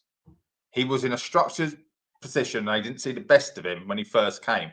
As soon as he was freed up to do his own thing, he went on and done better. And hence the reason he's got his move. Mbuemo is the same. Right winger, right forward, front, the strike partner, as in when you always have, if you play a front two, you have an out-and-out striker and you have the number 10, the proper number 10. We all grew up in the 4-4-2 days. The player that drops off plays the 1-2 to get in or something like that. Yeah. These are players that have learned. Bruno is not learning. And then you see him shouting at our players. And that's what I can't get around. And like I say, I will not stop going on about it. But to try and swipe out the player's legs because he lost the ball to him, and which would have been a blatant red card for kicking someone off the ball, I can't get down on that. And that's not the first time we've seen him do it. He does it a lot. And he was rolling around on the floor again. Yeah, and that's why our midfield opens up. Because what do you have to do? If you lose the ball, you got to get up and go and win it back. If you're rolling around on the floor, you're a player down. Yeah. For me, I think the biggest problem with Bruno, we have had the Bruno debate for so many years, but I think he's a risk taker. He loves to take risk. He's a number 10. He's a creator. And to create, you have to take risk. When you put him deeper on the pitch, his risk reward, what do you call it, weight is too heavy on the risk. And you have to be stable to play as a number 8 or a number 6, because you can't keep losing position, taking chances, moving out of your area. You can't be trying Hollywood passes, trying nutmegs in certain situation. You have to keep the ball and don't lose it, because your team is moving forward. And if you lose it at that special moment, you will be effed. You will be caught. And I think we have seen this so many times. And, Bruno is a fantastic player, but not in a double pivot. Although I even prefer him in the pivot rather than the number 10, because I think in the number 10, we lose the ball even more. So unless it's transitional football, he can't play. And the reason why he plays for Portugal, because all the players cover up. You got Vitinha. You know what I mean? You got other players who literally do all of that for you. Yeah. And you play 4-3-3, so you can actually hide his deficiencies. And actually, he just stands. He doesn't run around. Have you noticed for Portugal? Obviously, international football is a lot slower than domestic football, than Premier League specifically. But he's not running everywhere because he's told. And there's players on that football pitch going, "What the fuck are you doing? What are you doing?" If he doesn't do as he's told, he's off, and Rafael Leao will be on in his position or someone like that. It's like this elephant in the room, and then people think you've got personal. I don't have anything against him. My eyes don't lie to me. My eyes and majority of Manchester United players, my fans who play football, who watch football, see how indisciplined he is. The biggest thing, back in the day, I used to always say, if a fellow midfielder came to help me or a defender came to help me, when somebody's trying to take me on, I say, no, don't. I used to scream at them, don't. I know what I'm doing. I'm going to show him that left side. I'll get a challenge. If he gets past me, then you come. But don't come to me, because that player will use the fact that I think you're going to get him, I'm going to get him. Don't try to double up. Bruno Fernandes is so indisciplined. He'll turn up a left back or the left wing back or he'll turn up wherever. He just wants to go everywhere. He's that kid. You know, when you're being coached, there's one kid when you're really young, and he just gets attracted to the ball all the time. And when you're learning like 6, 7, or maybe 8 or 9, you're still learning about positioning. Stay in your zone. You get taught. There's one player who wants to always follow the ball. And I'm sorry, at the highest level, if you're trying to instill a system other than counter-attacking football, Bruno is fantastic in a counter-attacking football. If that's what you want to play. If that's the way you want to play. Just hooving the ball. It's true. I've said it, Jarvis, Nardin saying it. I think I've heard Stu talk about this before. Yeah, I've certainly seen you saying it about the zone 16 and 18. This is the corner flags where we run into that, but it's our striker that does it. So now we've got no one in the box because that's who's got to go after the ball instead of playing it to someone's feet. Bruno cannot play a constant 5-yard pass. He reminds me of he's got ADHD or something. Do you know what I mean? He has to. I've got ADHD, but the way I was coached is not to be erratic and always remember your positioning. So you're exactly what I mean by that, then, Nordine. It's the way he does it. He gets the ball, and I've got to do something. Yeah. It's like, no. What you do in midfield is you get the ball. If you can't see a pass, we'll recycle it around the back. We'll come out the other side. You know, or like you said, when he tried to nutmeg the player. Okay, Heaven's got in front of him. What's the safe pass? I'll ping it back to the goalkeeper because now they've got to press 50 yards on the goalkeeper. But no, he can put his foot on it and we can come back. That's football. But you know, yes, that's negative football. But you have to do negative football once or twice in a game to make them come out to go again. You know, it's that IQ. But yeah, but guys, Bruno is world class. Let's get this right. Bruno is world class. And if he's not going to play in the 10 role, which he seems not happy about, I've got to be honest, he's got 3 goals in 3 games in the 10 role. Yeah, 2 in 1. Okay, 2 penalties and an amazing lob. I thought that's the Bruno we all love, right? But Bruno needs to be dropped. Now, we can't drop your captain. He needs to be dropped because he needs to be punished for the ill discipline. Ahmad, Amarim is talking about it's my way or the highway. Well, from what I see, your leadership group are the ones potentially not going to do what you tell them because they are Billy Big Bollocks. We're the leadership group. We do what we want when we're on the pitch. You follow us. I'm going to tell you what you did wrong. Don't worry about the fact I've given the ball away. You were in the wrong position. But any structure, especially 3-5-2, it is all about structure. It only takes one player to be out and all your passing patterns are out the window. Everything goes out the window. What's the only thing you have left? Long ball in behind. And you will notice, I encourage all of you to go watch any match, pick any match. Bruno does not get pressed. When we play, they let Bruno have the ball. Unless it's around the edge of the 18-yard box. If he's in midfield, they let him have it because they know if he tries a short pass, he's more likely to give it away. And 9 times out of 10, he will try a long pass but will be intercepted. But he plays so many passes in the game, that's why he has a high average. Exactly. You looked at the completions, didn't you? If you ever look, he's below 50% on his completion. And you know what? I don't mind if you got a team that... So people like Messi, De Bruyne at certain times had really low pass completion because majority of the time, the other team where both City and Barcelona were playing against, they're camped in their own area. So 11 players are camped into a really tight space. Very small space. Yeah. And if you're trying to unlock the door, constantly trying to unlock the door, I don't mind that because this team is set up to win the ball back again very quickly and keep banging on the door. I don't mind that. Bruno plays that like that everywhere on the football pitch. Like we're banging on the door to... You can't have that. Honestly, the amount of people that try to talk to me and tell me that I've got an agenda, and I'm like, no. If you played football, I play the lowest level of football, Saturday, Sunday league. But I knew, right, you going up, you're going to cover me. Yeah, whose ass is going to cover me? Right, we both stay. Actually, you know what? We both stay.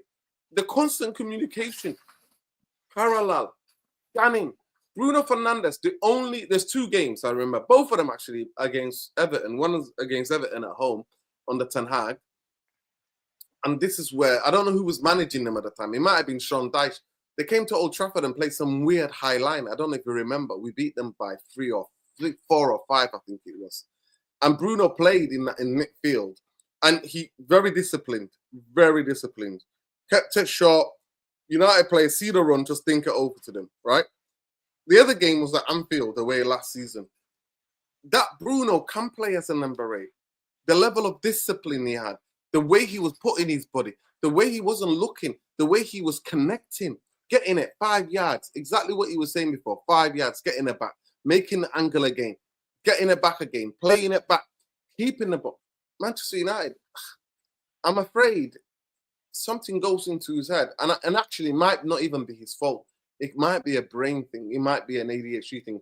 I've got ADHD. I'm hyper vigilant. So when people I'm with, they're always like, what are you looking at? Well, I'm just hyper vigilant. That's part of my brain. My brain is just like constantly scanning. I'm constantly, actually, in a football pitch, my ADHD came really useful.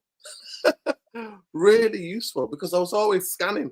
And sometimes I could read things before they happen. Honestly, genuinely, I'm being genuine about that. I can recognize certain patterns before they actually happen.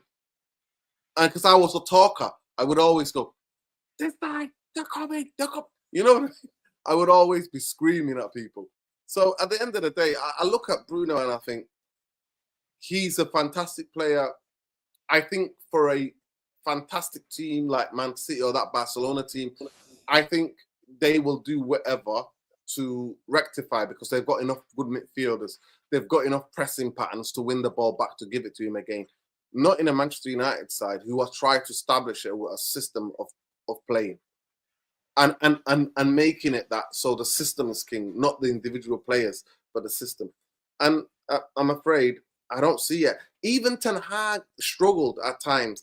That's why he would put him on the wing sometimes. Do you remember? Certain games he would play him as left wing or right wing. And I'm like, what's going on here? Because they know. These coaches are not stupid. They know he's very difficult. He's popular, but he's very difficult to give instruction to go, just do this. Yeah. No, you're right. And I think, Jarvis, if you just go back to that HTP comment, which you said Ten Hag and that. Well, anyone who's played football knows there's one person who doesn't get dropped. It's the captain. That's why you made him captain. So whoever you make captain, we all said it about Harry Maguire. He's shit. He needs to come out. He needs to be dropped. He wasn't dropped, was he? Until he was stripped of captaincy. Mm. The captaincy at Manchester United is currently a poison chalice, and it has been ever since Roy Keane put it down. Really, if I'm honest, when was the last time we had a great captain? It was Roy. Before that, Bright. And out, but we knew week in, week out, he'd turn out, he'd give a 9 out of 10, he'd give everything he got. And if he can't give everything he got, he'll take someone out the game with him. Yeah? That's just Roy Keane to a T. But Bruno, everything I love about him is everything I would never see in a captain. He's not a follow me. So that is spot on where he says, no. They can punish these players for not doing what they've been told. But the one player who always gets away with it is your captain, because that's the guy being pulled in the office behind closed doors going, what are you doing? I don't want you to do that. What? You just need to be disciplined. So that's why I just said, about 10 minutes ago, he needs to be dropped. He needs to be taken out of the limelight. He needs to say, actually, you do need to drop him. You do need to say, you're not doing what I want. So today, Manuel or Casemiro and Ugarte are going to play there. And you're going to sit from the bench and you're going to see what I'm telling you. Mm. It worked with Rashford about 2-3 years ago. Do you remember when they took him out and he came back into the game and scored a couple of goals? I think that might have been his 30-goal season. Just gave him that break and going, no, you've come off the boil now. You're getting a bit big for your boots. I'll drop you back down. That's real management. That's going, I'm reading your your aura. Your aura's getting a little bit too much. I'm going to pull you back in. But I do feel like we've gone on quite a lot about Bruno, and he wasn't the only issue. No. Mark, I'm glad you mentioned it, because I think we need to, because we have a big community. A lot of people watch. 1,000, 1,500, 2,000, sometimes 3,000 people watch, even more. So, a lot of people actually appreciate Bruno and what he does for the team. He scores a lot of goals. He creates. He contributes. But now we only focus on his negative. So I want to keep it leveled, and Well, I have a we question are, before you move it and on. what stage we are at the current moment. Are we in a place where we actually can drop Bruno? Because I think, look at the goals. How many goals have Bruno scored in this summer series? He scored 3 goals in 3 games, but this was the question I was just about to pose to yourself in the chat. We have failed to sign 4 strikers this season that we've been linked with. It might even be more. Do strikers not want to come because they know they won't get goals because Bruno Fernandes takes all the shots, and therefore he scores all the goals? He takes the penalties. He takes shots from 45 yards. The last striker I remember in a Man United shirt not taking penalties is Andy Cole. Normally, a striker takes your penalties, right? You go to any team. So we talk about not having chances created. Is this part of the issue why we can't get a striker? That's my question to everyone, to chat.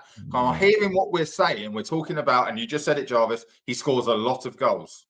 Yeah. Well, those goals are my goals as a striker. He's taking my goals. I'm not getting a shot because he's taking a shot. We don't create many chances. But for our strikers, we talked about the ghost town, as I call it, up front. Doesn't matter who it is. Cunha, Obi, Rasmus, Cristiano.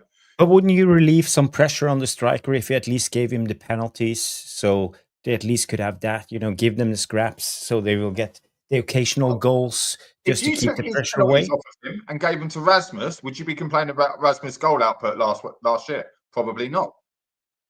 By the way, his open play goals last season were not that many. He scored a lot of penalties. It was all. And in this tour, he scored 2 penalties in this tour and a fantastic goal. It must be said. Listen, I'm not dunking on. There are many things that Bruno does right, but okay, let's just play. Let's just play low block and transitional football, and then we'll get the best out of him then. But do you think he's the reason we're not getting a striker? Or a striker might look at that as a reason.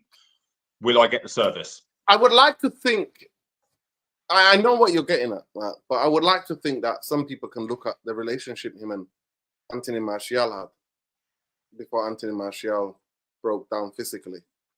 There was a period in space where him and Martial had a really fantastic understanding, where they were in sync. They, the balls that could be played, and he would play the balls around the corner.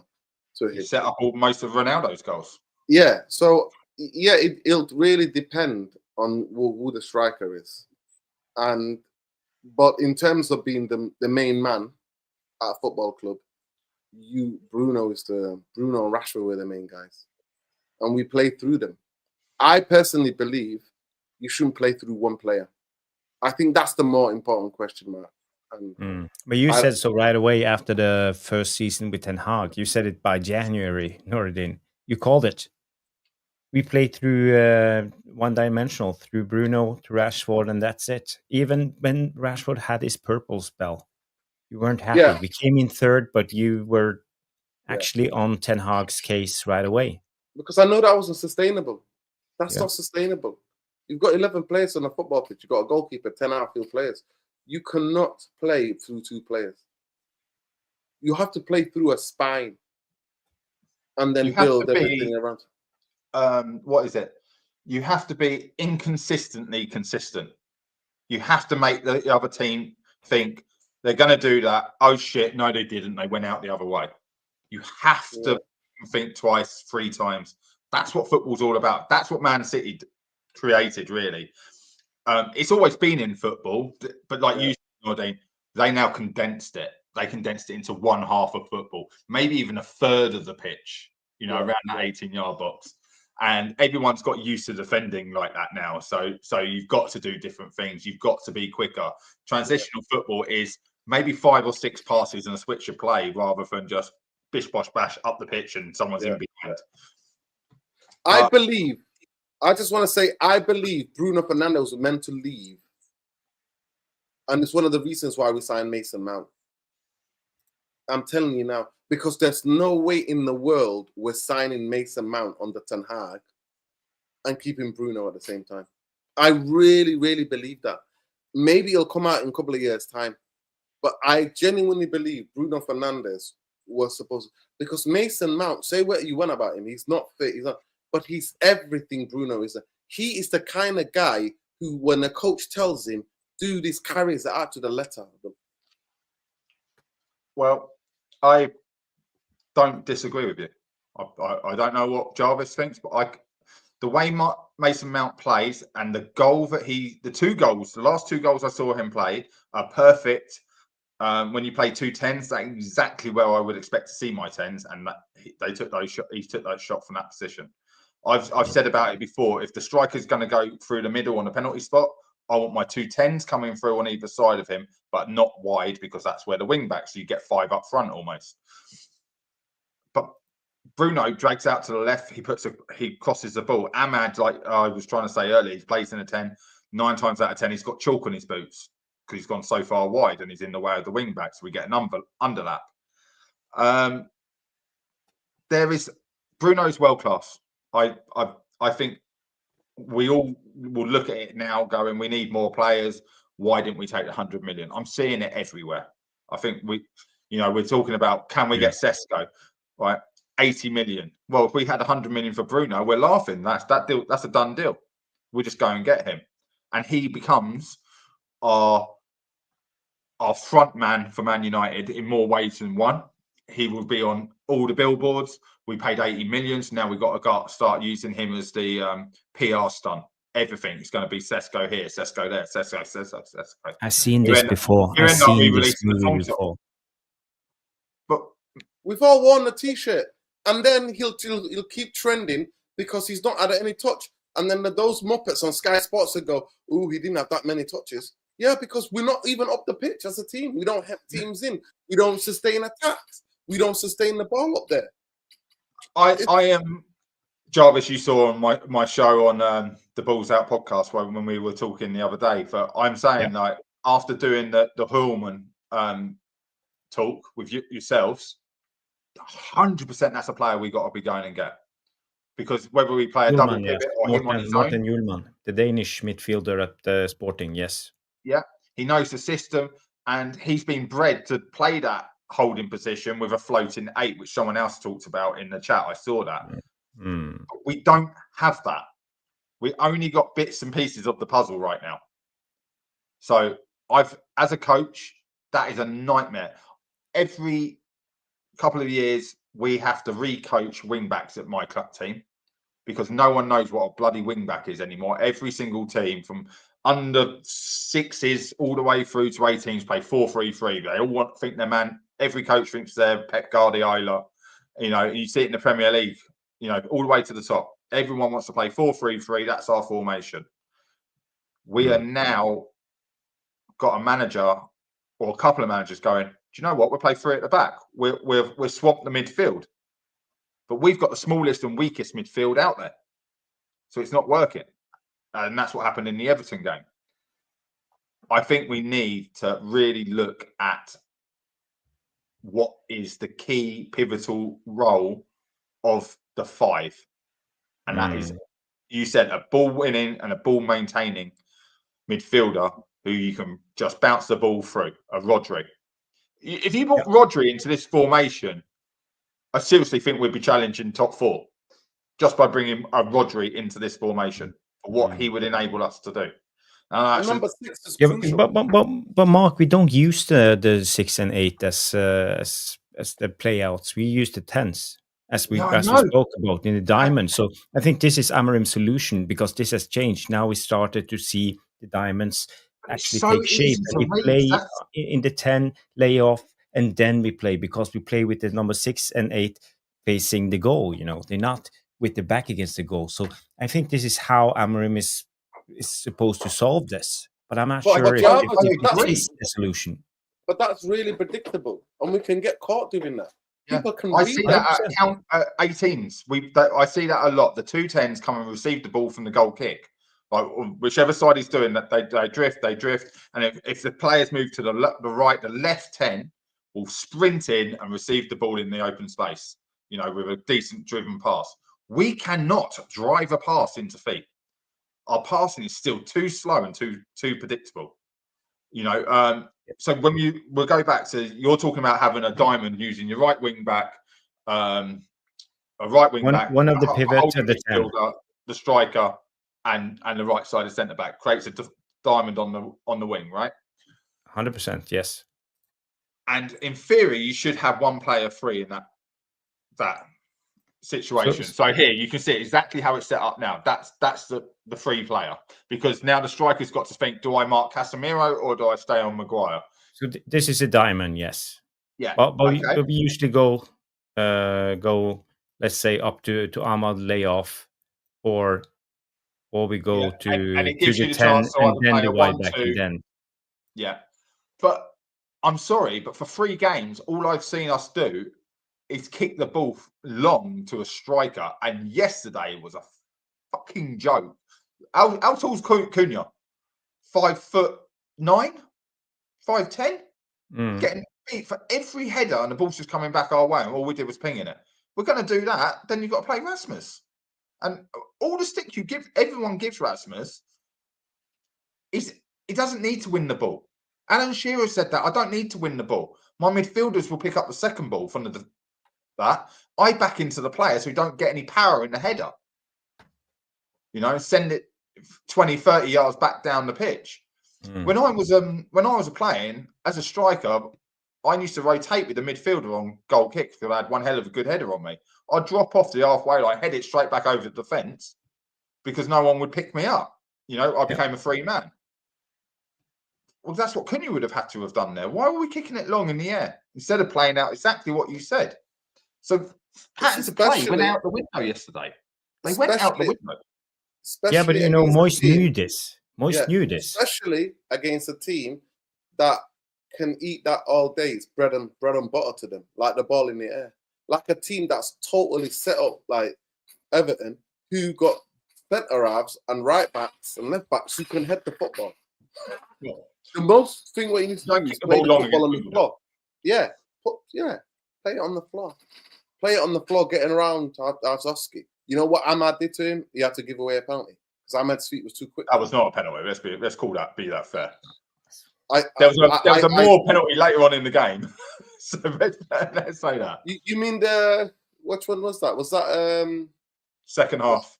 Was that Euro? When Euro went into the box? No. Euro? For me, so I agree with you. So I agree with you, right? But if you watch that again, it's double hand off. It's not one hand off. So in football, that's just the easiest thing. You get bullied. You're a smaller person. The centre half as well. The striker's bigger than you. They just palm you off. One hand. But if you watch it again, he uses one hand and then the other one, because he's off balance, he pushes him back that way. Yeah, I thought he was already on his way down, but that I'm happy we got 100%. No, 100%. I think Ahmad was playing. I mean, you're coached to play for everything. These things, come on, it's like your coach. It becomes part of the coaching manual. But I think if it was just one hand or one forearm, it's not a problem to the side of you. But he used both hands, and one of them was a bit back. It was like a drag back almost. If you watch it again, and that's why it was given. We'll talk about Ahmad. So the pattern that we've just spoken about was used when Mbuemo swept that ball out for Ahmad and he sprinted in behind and he smashes the ball across the box. And of course, who's meant to be on the end of that box? Diego Dalot. On the other side?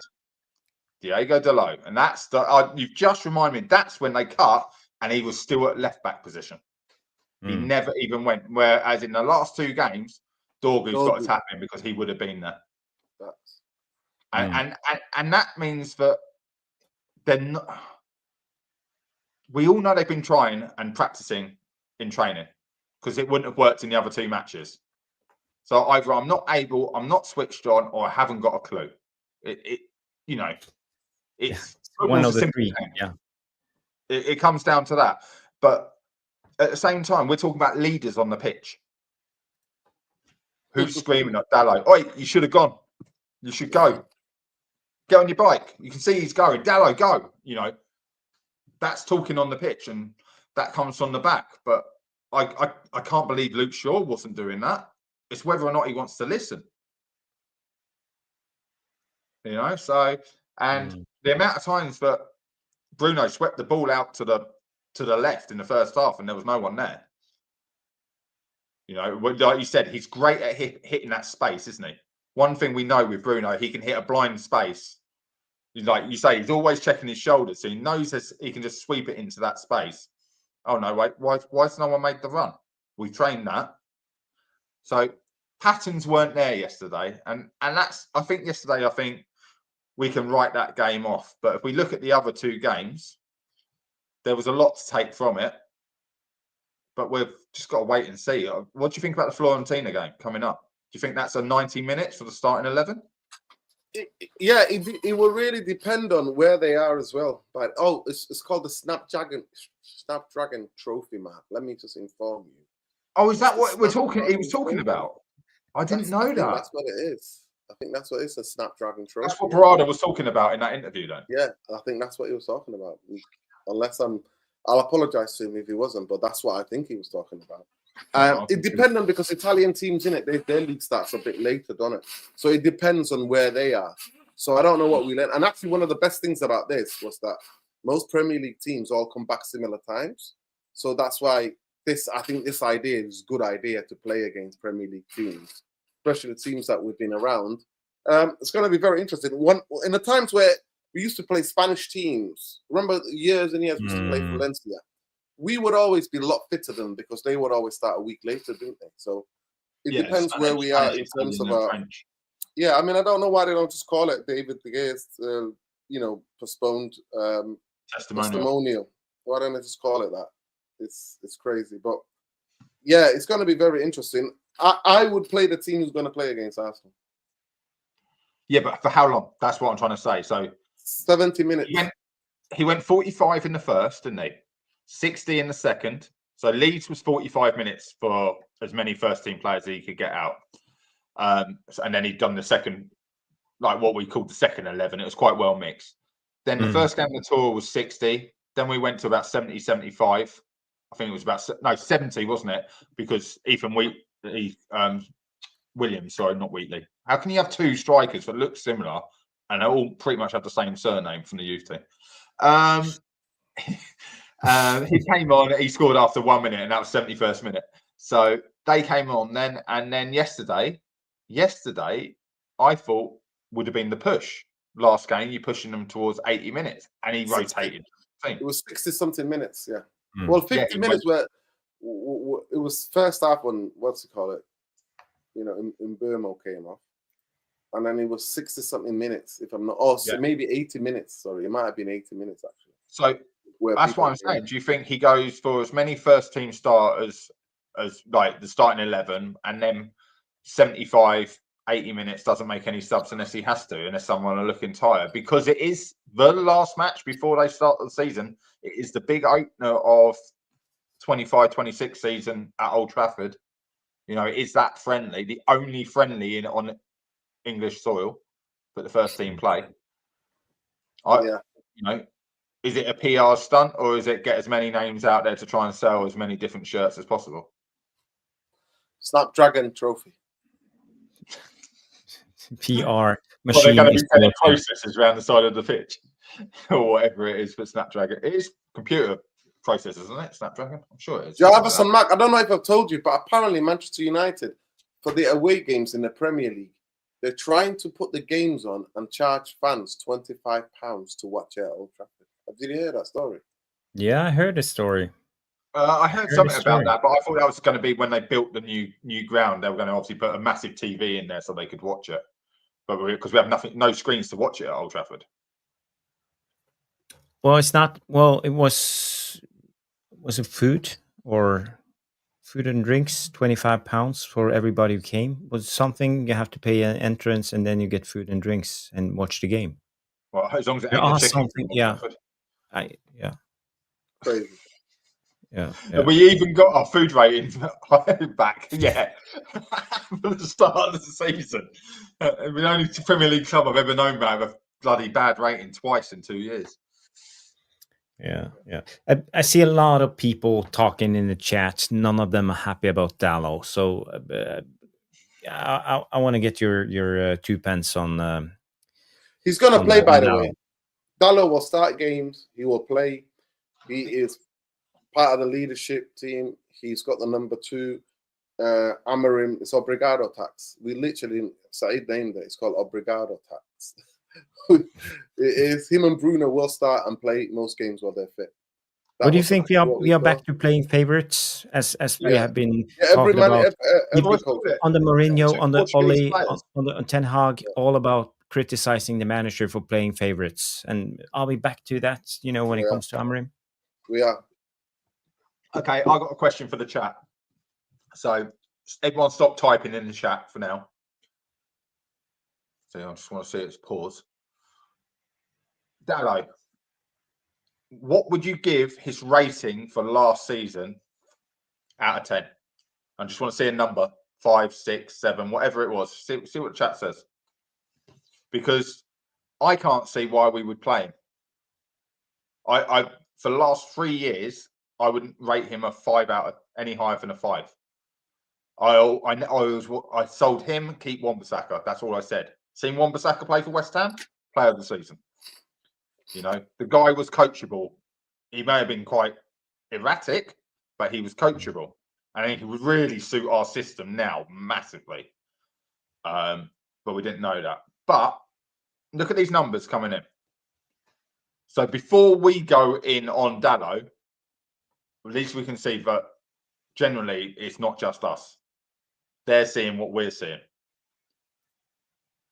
But Nordin is 100% correct. I said at the beginning before Nordin joined us, and he obviously was listening, if you get in the leadership group, expect these people to be playing.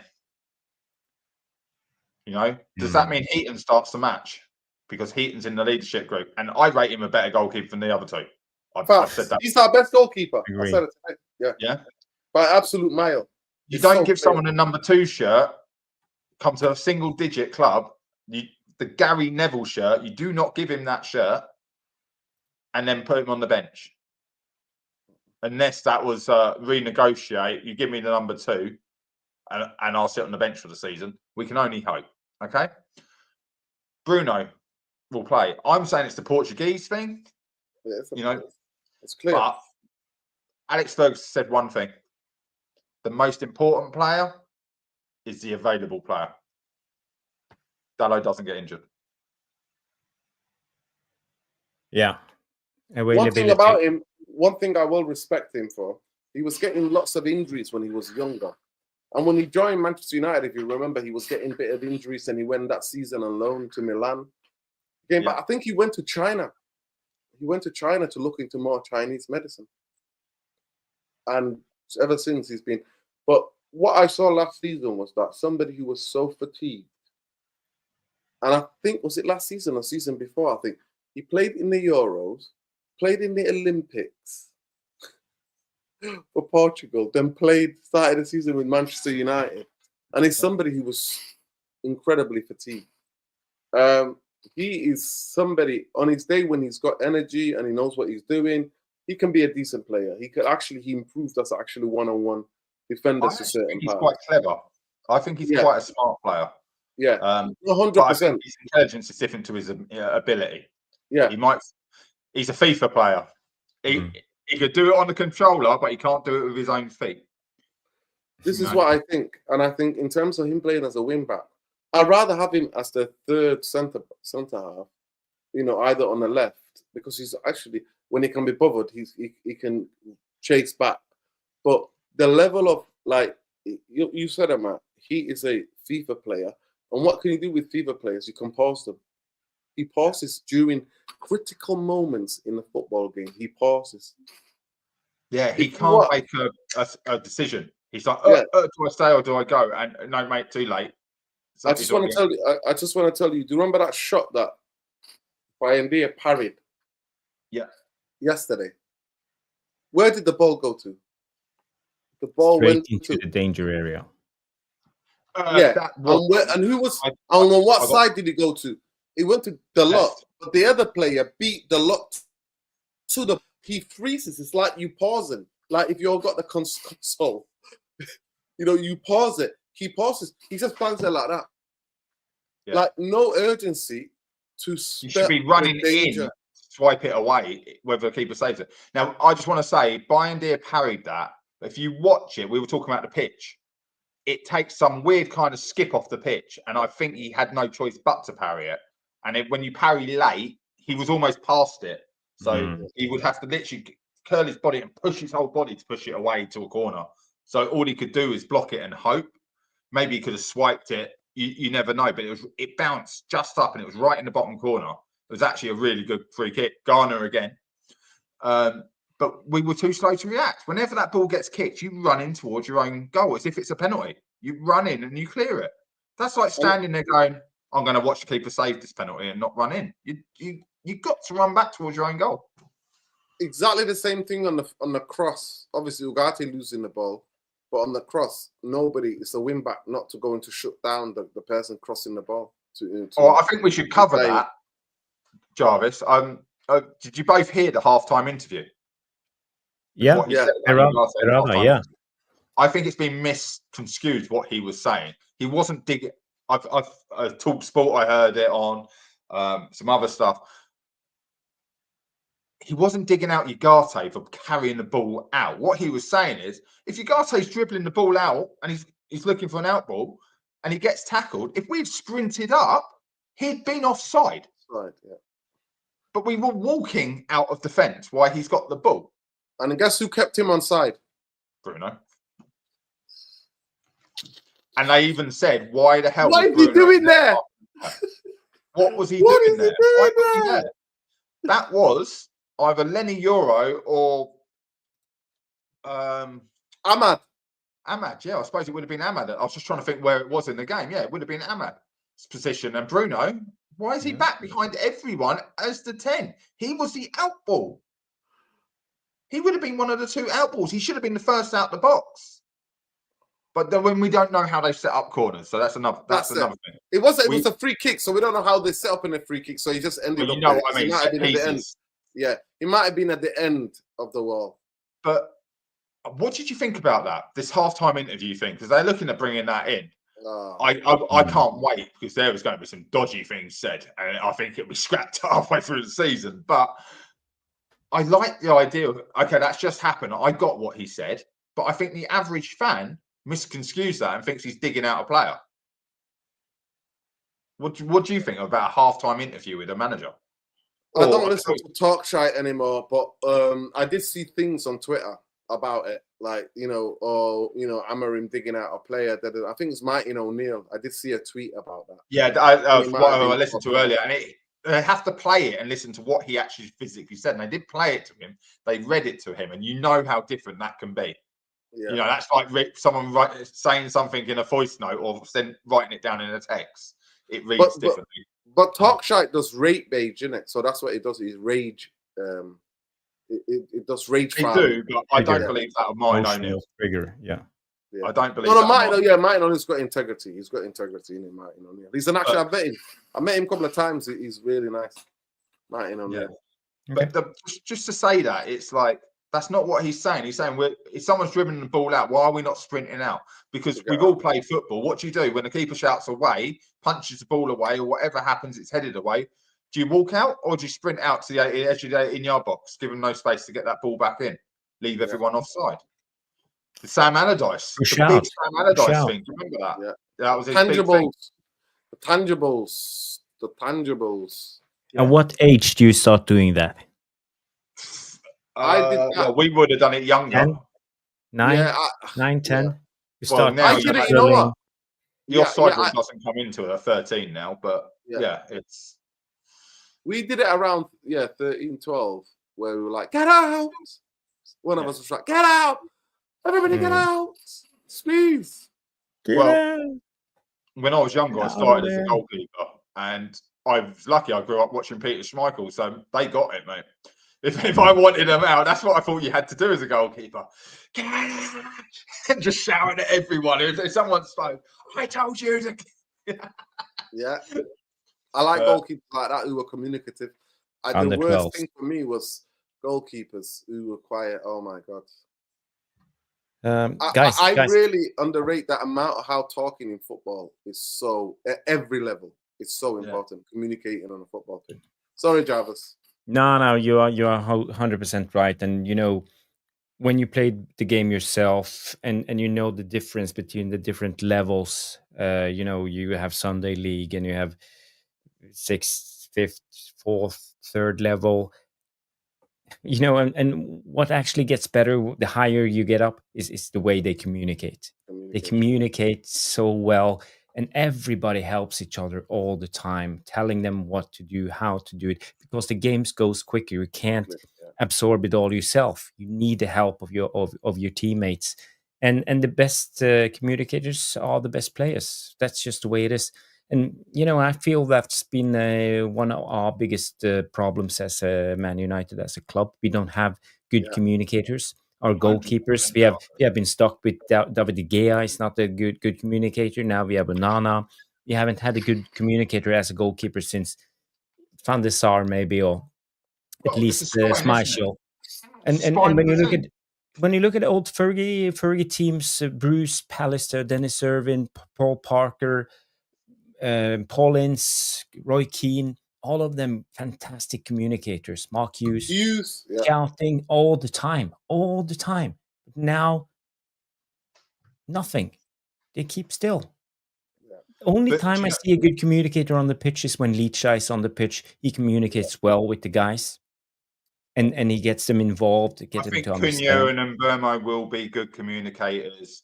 I think Cunha was going to let people know. Shut Bruno up.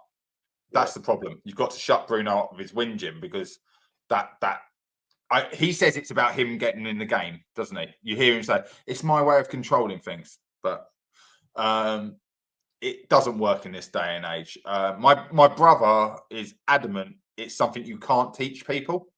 I'm totally against that. I'm like, no, you will learn, because I learned by coming in as a quiet 14-year-old playing with adults. And I was like, well, I need to do what he's doing. And you just you talk shit. That's the way you do. You start by talking shit. Yeah. And you don't really know what you're saying. And it's just the basics. Yes, get up, or off, where's the line? Just simple football phrases. But my nephew has just moved to, he's just come out of under 18s, and he's just starting now as a striker. He's just gone to a team that I think is going to do quite a lot this year. Well, that's if he stays there. He's actually just been offered an opportunity to move 2 leagues up. But they have 2 communicators, centre back, centre midfielder. They are, I don't know, 5, 6, 7 years older than anyone else in the team. And it is important. I've been saying this for a long time about Rasmus, but it doesn't matter if it's your midfielder, your defender. It is important that they have someone who teaches them how to control their area. So a goalkeeper, Tom Heaton should be teaching the goalkeepers, but they have to be humble. They have to want to listen. De Ligt was a captain at Ajax. Maguire, England captain, United captain. I can understand if they're teaching the youngsters, and from what Fredrickson and Heaven and that has said, that is the case. The midfielders go on. Kobe goes on about Casemiro. Surely they're listening to him. But our striker doesn't have it. But if you can't create a spine in a team that talks, you're in serious trouble. When it goes wrong, you need that person. No, don't go. Sit in. Nordin, you were saying earlier, when you played, who's going? Who's staying? Well, if you've got to think, we're both staying, because this is the time you don't go. I'll go next time. Or if it's on the left, you go. That sort of thing. is experience. This last segment of the program, we're talking about a lack of experience, a lack of talk, a lack of nous, a lack of, I don't know, je ne sais quoi, you know, that little bit of something that other people don't have. We need to be, that's what we need to be bringing into the team. Look at Liverpool. How important do you think Henderson was at that team? Incredible. The cup team. How he commanded that team. James Milner is amazing. He's a top guy. Obviously, come down to Brighton, which ran the corner me. I know a few people. He'd do anything for anyone. It's all about, if I can do that and that's going to help you perform better, we'll do it together. That's his attitude. Gareth Barry was the same. Yeah. These are why these players stayed and played for so long. James Milner, I remember when he made his debut for Leeds, he was 16 years old. Yeah, well, they all were, weren't they? These were the ones coming through they were all around the 16s. And so a lot of them went on to play very long careers because they had that something special. Very intelligible, never touched a drink in his life, never been seen out in club, all of that, consummate professional. Wasn't Milner the youngest Premier League player to ever score? Yeah, I think at the age of 17, and then Wayne Rooney came the season after and scored at 16. Yeah. So yeah. But Giggs was the same. It's one I didn't expect it because of all the negativity around him. But when you talk to him about people that he's spoken to, oh, Ryan said to do this or Ryan said to do that, you know, and it's like, oh, I didn't expect him to be coaching from the sidelines. I thought he was the one who probably just kept his head down, did what he wants to do, and then goes and sleeps with his brother's wife. But, you know, just normal stuff. But that's what we're missing. We need these older players to be brought in. That's why if we go 85 million for Sesko tomorrow morning because they put in a bid because we're stupid enough to do that, you think of two decent players we could get for 40 and 45 million? They're going to be out there to strengthen our squad ready for Europe next year. Yeah, 100%. Peter Alien 10 O'Brien Robson was Man United's best communicator ever. And Brian Robson inspired Roy Keane. And he said that himself.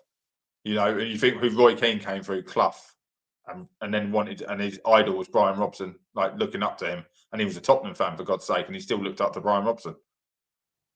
As an Irishman, there's many reasons that it should never have happened.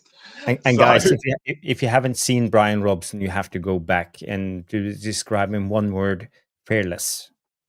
Fearless. Watch the game. If any of you want to go and try to find the highlights, it was on YouTube, but somebody took it off. Actually, it was about 60 minutes of highlights. Diego Maradona versus Brian Robson.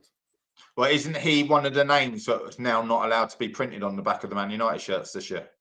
Cantona, Beckham, Robson, all these people, but then they're saying that you can't have their name on the back of the shirt. So they banned Cantona, haven't they, on the because they know everyone wants to get Cantona 7 on the back of that black shirt when it comes out next month or this month. Sorry, I think it's next week. In fact, we're probably going to wear it for the Fiorentina game. I haven't looked, but I guarantee you that's what we're going to launch for that game. But yeah, Brian Robson going checking against Diego Maradona at Maradona. Barcelona versus Manchester United. I think it was the UEFA Cup or whatever cup it was at Old Trafford. It's been a fantastic debate, footballing talk. I hope you guys enjoyed it. I promised you we would break through some news. We talked about the Sesko thing. Let me just bring up this. I want to go through a couple of things before we wrap up the show, and we will do a quick Q&A. I hope you guys have 10 more minutes, but let's see. I promised you to about this. This came out today. I know it's a dodgy source, but you know, let's talk about it. Erik ten Hag is now requested by Leverkusen to sign Rasmus Højlund from Man United. It's from Deadline Day Live and caught offside. And you know, are we in a place where we should actually just sell Højlund, or what are we going to do with him? What about if we buy as a striker and he gets injured? Thank you. Obi? Look, we have Cunha two and strikers Mbuemo. currently. We have 2 current strikers Xerxes. and an under 18. That's not what we need. But there are options. So There are the options, question is, do we Jarvis. cut Why our do we losses suffer? with Højlund, or do we just keep him for one more year and try to see if it works out? I'll let Nordin answer this because I answered this last weekend. For me, it's you keep him and you go buy a top midfielder or a top goalkeeper. That's. I feel the same, Jarvis. I feel the same. I think it's clear for everybody. We suffered enough from last season. We suffered with him, and I said we need a centre half as well. But that's just me. I really think we need 3 players: a goalkeeper, a number 6, and a centre half. I really think that. I really think we need a centre half. So I've just seen that one before you've highlighted it there. Xerxes, Cunha, and then Mbuemo. I'm telling you now, that looks great on paper, but Xerxes is as bad as Bruno for going missing because he wants to go get the ball, turn and face up. So I can't say that word. To be fair, I would love last to season think it would. Last season, we did see him crashing into people. He's quite strong physically. Try to win the ball back of some sort and try to be good off the ball. Try to work on his off the ball stuff. But yeah. You know what I mean, though, don't you? He will come and try and turn, and he loves. Mate, the guy's got a nutmeg in him pretty much every dribble he goes on. He's technically, I think, superb.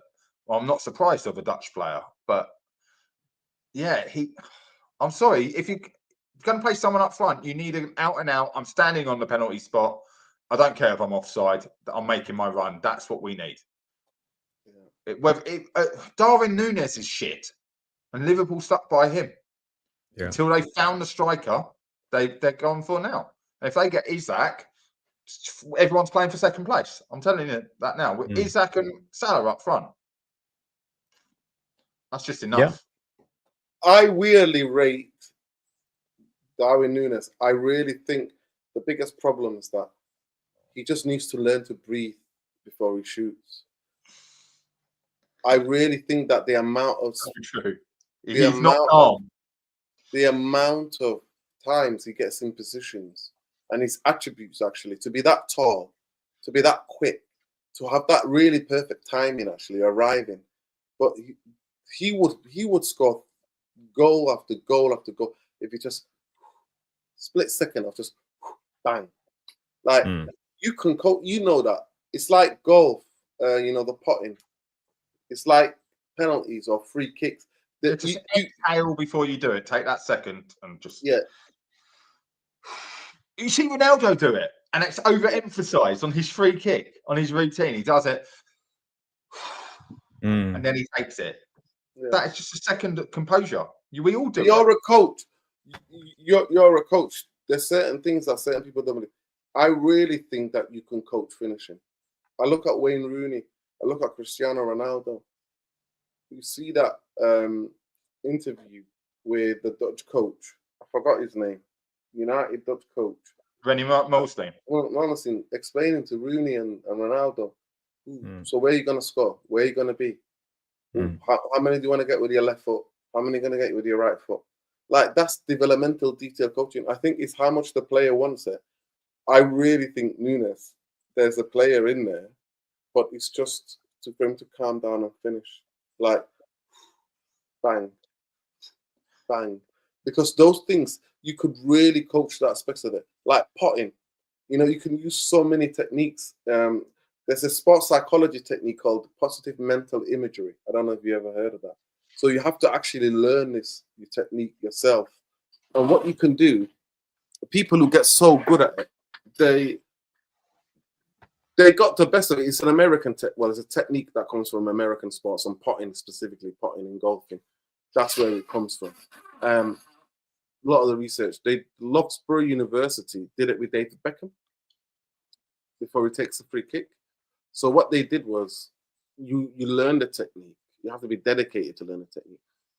David Beckham's sitting down in a chair, but they've got him strapped to reading all the different things, what's going on. When he's going through that mental imagery, all the different muscles and different parts of the body are moving as it was if he was taking a free kick. And he's just sitting down. Because you can teach that the brain to be as relaxed and teach that second nature. Like it becomes like a auto. It becomes auto, like taking something that's difficult and quite pressurized, taking it into auto. There was a goal that Andy Cole scored where he brings it down, like it keeps it up, flicks it, ends up lobbing the goalkeeper. And it's like high, and he lobs it. And he said he used to practice that, so it was second nature to him. Get it down, flick it over defender, flick it over the goalkeeper. Yeah. Was it the Spurs goal to win us the league? Was it the Spurs goal? It might have been, yeah. I think you're right. In 99, he came off the bench. He was pissed off that he got. Yeah, he pulls it down, knocks it, and then just chips it over. And they talked to him about it, and I've seen it. We call it SAQs now, or we used to, but now they change it all the time. So it just depends when you pass your badges. But you train to do specific movements to make them sharp. So in the game, it's second nature. Yeah. So futsal, it's all about soul rolls. You roll in the ball like that, and then in a game, it's flip flap. You can do it instantly. And I think we overtrain that sort of thing now, because now we lose the physicality, because we're all great with the ball at our feet, but we can't do it under pressure when someone's elbowing you. Do you mind if I just go back and to that comment? I think you're going to know which one it was, about the Rasmus no goal involvements. Yeah, give me 2 seconds. Yeah. But I don't need to comment up. He scored one in the last game. He flips the one through when the ball's played into him, helps it on for where Ahmad runs in behind. He had another one where he laid it off and we missed a shot. He's actually probably been the best football in the last 2 games he's played for a good few months, I would say, because he wasn't getting involved in the physicality. And you're right, he is having a good pre-season.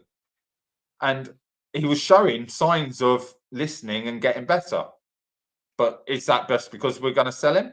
He said in the thing, he could have done with some help. It never came. And he wants to stay and fight for his place. Now, there's it may have been on Rio Presents or something like that, but someone turned around and said, I'd rather my player turn around and say, I'm going to stay here. I'm going to fight for my place. And I will show you everyone that I was wrong. But then, that's as I'm doing to you now. And then it's like this. Mate, I need to move. Do you know what I mean? Pick the phone up. Behind closed doors, you're still trying to arrange it. But to every United fan, you say, no, I'm here and I'm going to fight for my place. Xerxes did it, didn't he? Booed off the pitch, came back, went, no, I'll learn. Yeah. If those two get a bond and start working well together? We don't know what's going on, do we? Now, the question is, are we willing to risk it based on what we have seen for 2 seasons? I think that's where we are with the fan base at the moment. Okay, then my question to everyone: we paid 75 million for Rasmus with the add-ons. I think it's gone up to about that already because he has scored goals in Champions League, so that guaranteed him. Højlund is not good enough. Okay, tell me why Sesko is there, and we're going to pay more, because if we've got to pay over 80 million, tell me why Sesko is better, because we can only go on stats. You can go on what we've seen with our eyes, but I guarantee most of you have only seen YouTube clips. Tell me why he's better than Rasmus, because I don't think he's a gamble worth taking when we already have someone that is on par. Nordin, would you say he's on par? Yes or no? Yeah. I mean, that's my biggest thing. Like, it's Rasmus 2.0. We're taking a risk. A guy who was playing as a left wing or left 10 in a team that struggled last season. It's like snakes and ladders. Back down to the start, and we're going to try again. Yeah, I'm just like, what we're doing, we're repeating the same patterns again. And by the way, anytime we signed any strikers from the Premier League in Manchester United history, they go to do well. I talk about Nunez. I think we should go and get Nunez for 35 million. He's only got 1 year. I'd bring Ivan Toney back. Yeah, listen, Nunez. For me, why I say Nunez, and a lot of people will, shut me down. He's second fiddle. He sat on the bench at Fulham predominantly. But Munoz. Munoz. He is a very strong boy. He is really good in the air. He's very good at holding the ball up, and he knows the Premier League. So this idea for me, the reason why we bought Mbuemo and Cunha, both of them have done it in the Premier League. Why are we going to a league that's all a transitional league and a guy who's not played and spending over 80 million for him? Like, I just don't get it. I don't know what's going on. Better than Rasmus. That I agree with. He scored more goals for me in the Premier League. But we're not going for fucking Watkins. Tell me where it says we're signing Watkins. Tell me where we put a bid in. But it's not in the press. I can back that. If we have to pay 80 million for Watkins, okay, we paid over, but he's Premier League proven. He's guaranteed 15 goals as long as he stays fit. Look at all the strikers Manchester United have signed throughout the years. Luis Saha, Tevez, all the different players we've signed from the Premier League. Yep. I said this last week, where there's Premier League strikers I would pick over Sesko and all these ones, even Gyökeres. I don't think Gyökeres is going to succeed. One of them's bound to prove me wrong, but I don't think Gyökeres, Ekitike, is not ready for the Premier League. You know, these players. Technically, I like him. Technical wise, he is really good technically. Premier League. He was one of the guys that I was like, you know what? Because I believe he's in his technical ability. Actually, I was willing to take a risk on him, but they got him for 65 million and 5 million add-ons or whatever, Liverpool. But it is what it is. For me, I just don't want. I'm sick of this. I'm sick of this overhype because the Premier League is a different fucking beast. It is. I'm telling you now, if we do a swap deal, he scores more goals than Sesko in the German league. If he goes on there on loan or whatever it is. Well, Sesko ain't playing as a number 9, as I said on the other day. He's playing on the left-hand side. He's not the main striker. And that is why Nunes has failed at Liverpool, because he played on the left-hand side of a front three for Benfica. That's why he failed. He is not a number 9. He's not an out-and-out striker. That's why his angles, his natural movements. Nordin, you're saying about slowing down. No, he's used to coming in at pace and whipping it far post. But when you're in the middle of the goal, you've got to turn more to get that whip. You can't just bend it and ride it. The problem with Sesko isn't Sesko, it's the price tag. And the same was the problem with Rasmus. Isn't Rasmus, it's the price tag. He was a 20 to 30 million striker. He should never have been put this pressure on. That was a club. That was Ten Hag and the guys, chief negotiator, Matt Hargreaves, and the Glazers, Joe Glazers, and all of them paying up to Atlanta at the wrong time. We should have walked away. But, we chose to give this pressure on Rasmus. Guy who came from Atlanta scored 9 goals or 11 goals or something. And now we're actually doing the same on Sesko. And the biggest thing, bring him Watkins for, I don't know, 60, if that's an option, and he's on the decline. So if we do a Watkins, I think we will repeat a new Casemiro type of signing, high wages, in his last year of the contract. So we can't seem to get it right. And I think this is where the problem lies. It's not about the players per se, it's a price tag. But if you're going to pay that price for Rasmus, then why don't you have a very experienced striker already there at the football club? Why don't you get 2 strikers? That's why I was fuming the summer before. I was like, why are we not signing 1 striker? We need to sign 2 strikers. What's going on? I agree. It's just common sense. It's nothing more than common sense. Bath time, you are so spot on. I would take the 80 million and go, Sesko, get out. I don't trust you guys. Palace, 80 million, Mateta. What? They're biting my hand off. Yeah. And I'm telling you now, Mateta I think 60 million they would bite your hand off. I think 60 million they would bite your hand off. Yeah, but that's what I'm saying. It's a guarantee. It's a done deal. He'll be doing his medical the next day.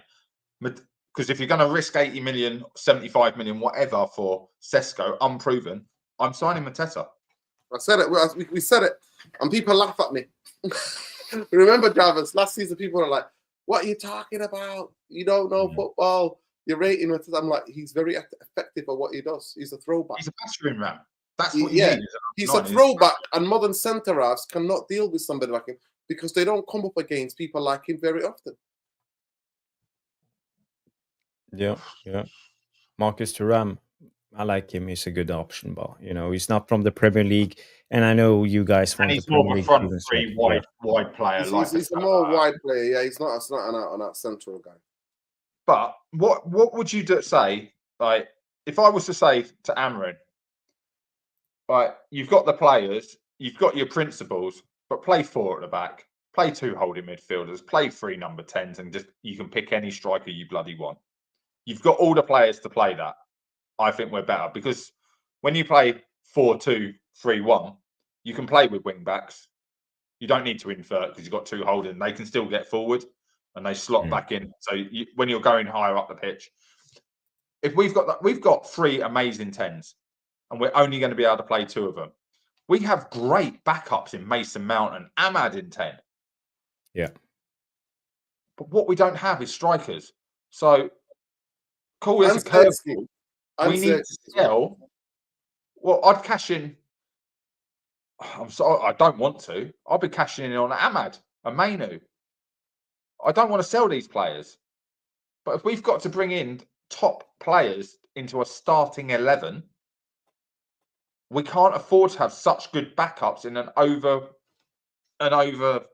what is it? Too many players in that one position. Yeah. We're not top heavy. We're like back heavy and mid heavy. Oh, Mark, don't you see the problem? As I stated, the problem is the price.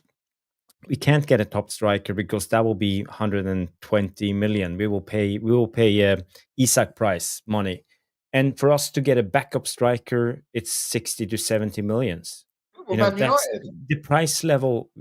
It's too much for us. We can't do it. We can't do 2 signings in one window. I agree with the rationale. We should just bring in 2 strikers and make them fight for the position, but we can't.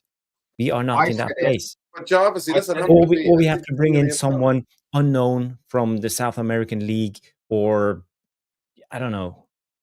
Do you know how Liverpool have done their business? They've been very smart. They started with release clauses and Frimpong and things like that. That's what we can do. We did it with Cunha. And I think we should have gone for more release clauses because that's how you rebuild. You bring in good players that you want when they have a release clause. And then they did it with Delap, but he denied us, didn't he? They went before Cunha and Delap. Both of them are release clauses. And you know what, mate? For Chelsea for the rest of the season. Because Pedro will play because he fits in better with the players. Player he is. I can't believe Chelsea got him so cheap, honestly. Yeah. But I'm just saying, like, we've said it 1,001 times. There's other players that are important to this team to be replaced more than Rasmus because we've got goals coming from behind there. Because we can't get the player we wanted. So we might need to wait. Someone might come out the woodwork. Someone, I don't know. Who's an up-and-coming striker in the Premier League? I'm with Norden. We should be going to a Premier League place and going, we scored 10 goals for you last year. I reckon he can get 15 for us. Well, 15 from him, 15 from Cunha, 15 from Mbuemo, 15 from Thing. Well, you're quite high up the table if you've got 4 players scoring 15 goals each. Yeah, the biggest thing for me is that I never liked one striker dimension anyway. I've never liked that. For me, I want strikers at a football club who, when you're not playing, when you're not scoring, playing fucking well, getting 7 out of 10 performance, week in, week out, whether you score or not. And at the end of the day, I don't see that. Same thing with the guy at that striker at the Brazilian striker at Bournemouth. Yeah, I like him. Someone just put his name in. Barthel's just said about him. I like Evan Nilsson, but again, he plays in a 2-man front line. Yeah. And that's what we were saying about having a striker and then someone working around that striker.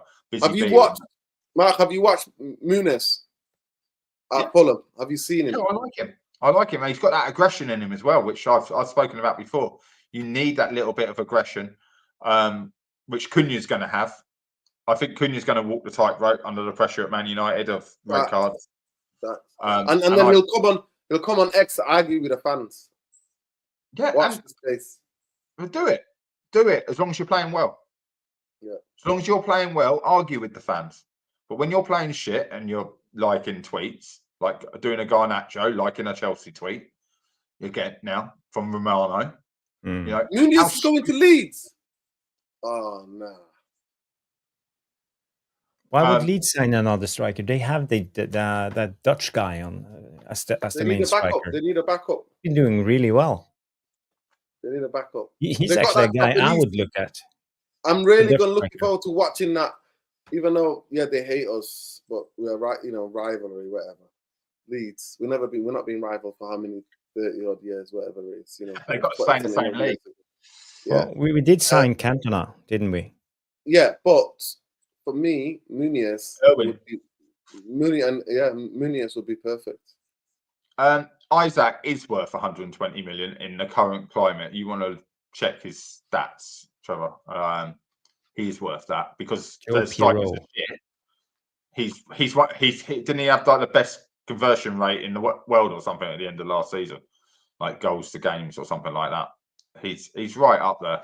He is that good, and I think he would kick on a Liverpool, a Real Madrid, a Barcelona, a City. I think he'd go to another level. Yeah. So, but we had it, didn't we? We had Adam Smith, as Stephanie's just put there, from Leeds. Unfortunately, he picked up those injuries, but he kicked on to another level. These are the kind of players you've got to look at and go, can they go again? Can they be improved? Yeah. Can they be improved? Instead of just trying to buy ready-made young superstars. There was a big fail by Real Madrid. I can't remember what his name was, but he was, I think, Croatian, young striker, Jarvis or something like that. They bought him straight after the under-19s World Cup or 21s or something, and absolute flop. He's not started for anyone. I think he's back in like the Ukraine or somewhere like that for Shakhtar or something, and he sits on the bench. He never made it, but he was meant to be there with your Seskos and people coming through. Jarvis, yeah. He went to AC Milan. He did the rounds. He's done the rounds, and that's not good at that age, is it? That's everyone's straight on it. You all knew who I meant, and that's a good thing. I just wasn't. I just knew it ended in a C. But we can't afford to make that mistake. I think we can all agree. Everyone in the chat, everyone on the show can agree.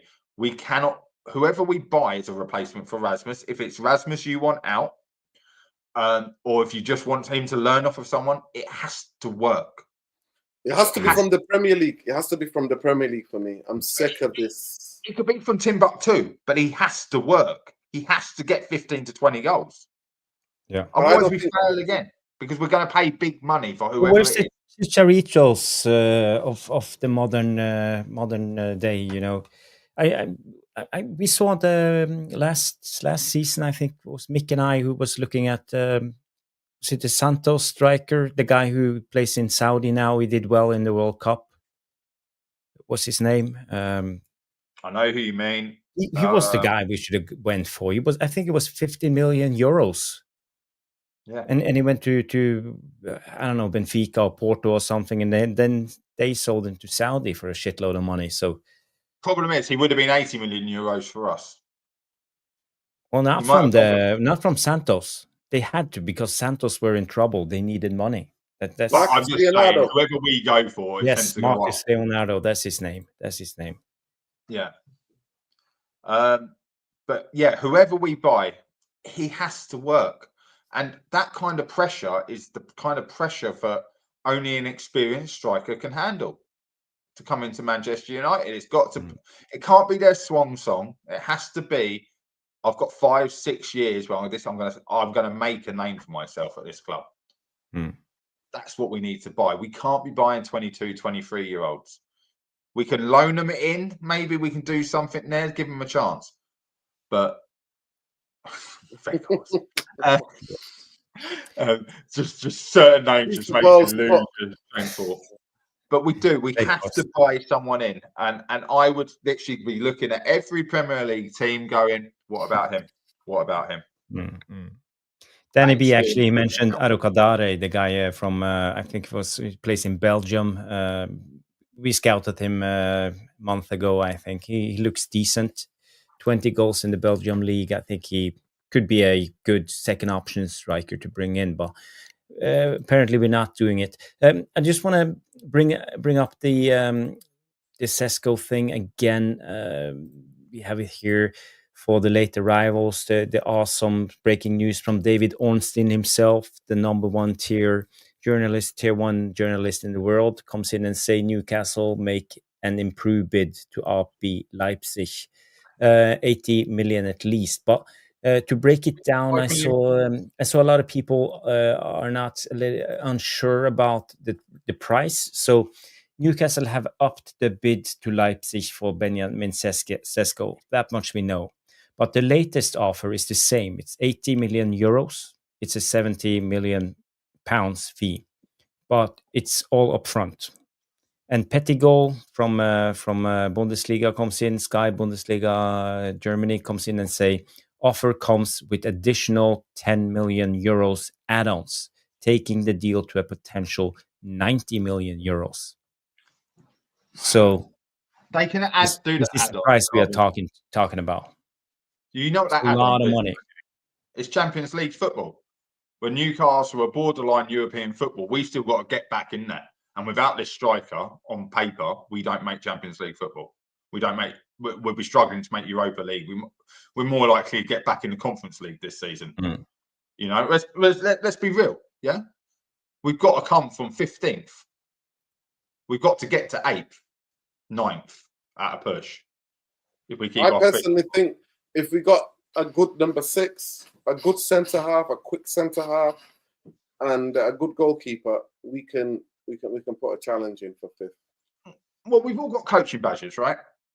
I think here, Jarvis, or you yeah, sort of. He's like a coach, but I ain't got no badge. Not for adults, just for kids. No, but if you can retain the ball, so you can have a shot, it's blocked, it comes back out, and you retain that ball because you have got your whole team in the other half, sat on the halfway line, we're getting the ball and you're creating more chances. You don't need the best goal scorers. It will go in over that line. We've seen it. We've seen people camp in on the 89th minute, you know, camp in a box and Harry Maguire scores a winner. We've seen it. You can force a ball over the line. But when you can't force the ball over a line, it's when you're stretched. And you're right, Nordine. If you've got a solid back three, you've got a solid wing backs who know up and down, when they can go, when they have to sit. If you've got a CDM who's going, I've got this, mate, get in the fucking box, you know, and your 10s are in there. That's how you score goals. You probe, and you get in there. And you get runners from deep. That's what your midfielders do. So you are so spot on. If you control the midfield, you control the defence, and you've got a goalkeeper halfway up in his own half going, lads, on the left, on the right. That's what we need. Doesn't matter on your striker. We can't be preaching for Obi can come in and score goals over Rasmus when we've seen no signs of this because we've created no chances for him when he has come in. You have to, like, everyone thinks I'm a massive Rasmus fan. I'm not. I'm a coach that was a striker and goes, I cannot score if you don't create me 5, 6, 7 chances. And I tell you now, those chances need to be consistent. They need to, if we're playing cutbacks, it needs to be 3 from the left, 3 from the right, because I might need to change my run up on one of them, and that's the one I score. Okay. Because they're going to think he's gone front post, front post, front post, front post. I've gone back post and I've scored. Matt, you know, you need. Go on. Have a guess at that. How many chances that in top European football, majority of strikers need to score a goal? They need at least 4 chances to convert one. Yeah, and Rasmus has got that. He's got a 26 conversion rate at this club. Actually, the season before, his first season, he was doing an absolute madness. He had more the least. Yeah, he had the least amount of chances, but he was taking like in Europe. Best in the Premier League. Yeah, I don't really care about the rest of Europe. Goals per minute, or are we talking about goals per minute? It was goals per chance. Goals per chance. He was outscoring Højlund and that. So the chances he got. So he only scored 16 goals, but he only had like 18 chances or something. It was ridiculous at one point. The conversion rate to chance created was unbelievable. It was above 50% at one point. And one of the best in Europe. One of the best in Europe. And that's what I'm saying. Like, yes, he hasn't been scoring goals. Yes, he's been making mistakes, but we don't put a consistent ball in. We don't make the same movements down the side and whip the balls in or cut them back, or we don't probe around the edge of the box and so he can time that through ball that he runs and one-touch finish. Until we start doing that, it doesn't matter if it's Obi, it doesn't matter if it's Rasmus, it doesn't matter if it's Sesko, Ruud van Nistelrooy, Alan Shearer, it doesn't matter who it is. A striker needs consistency in his creation to score the goals. Yes, you get world-class strikers who might only get one chance in a game. How many chances do you think that's been created, or times has that been created on the training ground for that one opening comes and they've done it? Do you know what I mean? They're like, it's really hard to get across to people when they haven't seen it firsthand. That there's so much that the training is what creates that. Oh, we only got one chance in the game and he put it away. You know, that's experience as well. You very rarely see that in a young striker where they only get one chance and score. It's always the older ones. Didier Drogba was one that would always stick out for me. Yeah. He'd batter and batter and batter that centre back, and until that centre back makes one mistake where you don't grab hold of him or something like that, and that was enough to give him a half turn, and he scores. By the way, the striker that from the 90s that had that conversion rate is so high, he will do nothing for 90 minutes. One chance, bang. Romario. Yes. Or was it? R9, mate. I don't think R9 worked his arse off. Bebeto also. Bebeto was the guy who was always, or even Inzaghi at AC Milan. Romario was really bored. Romario was really bored at most football games he played because he found it so easy. Like, you know what? I'll just score in a minute. So I'm happy. I'll score in the second half. I'll score whatever. Yeah, you all read about Messi saying he walks. He walks around the pitch now. The best players walk. Yeah, that's nothing new. The best players do walk because you're not marking me. I walk. I'm not putting myself in a category. I'd walk between two centre backs because I'd play up front with someone drop off of me. I was like, no, I've got the centre backs. I walk to one. He marks me. He's like, yeah, I've got him. As soon as I've heard that, I'm walking back towards the other centre back because now they've got a switch between who's marking me. You know, it's all about intelligence. Players do walk because they're looking for that when they switched off. You played the game yourself. You know, sometimes you just got to slow down and walk, observe the game, and try to figure out where's the space. Where's the space? What Cantona, can I do? I never seen Cantona like out of breath in sprints. Never. Exactly. So it's nothing new. That's what I'm trying to say. It's nothing new. Sometimes we need to slow it down, and that's how you probe around edge of the box. You retain the ball. And if they want to jump out on you and you move it quick, that your probing's worked, isn't it? Because they've jumped and they haven't got the ball. Yeah, guys, I need to get up tomorrow morning. Yeah. I know. I'm about to wrap it up, guys. No Daily Jackson today. There were some updates about Nicholas Jackson, but you know. There was something that he can leave before the end of the window in case of an important proposal, but Chelsea are holding out. And I just want to bring out this from Unicorn Sky. She's been a member for 5 months, and 5 months being a founding member, much slow. Thank you, Unicorn Sky. So sorry that I didn't read this out. I was just going through the start messages and I saw this right now. So big up, Unicorn Sky. Thank you for being a member for 5 months. You are incredible. Thank you.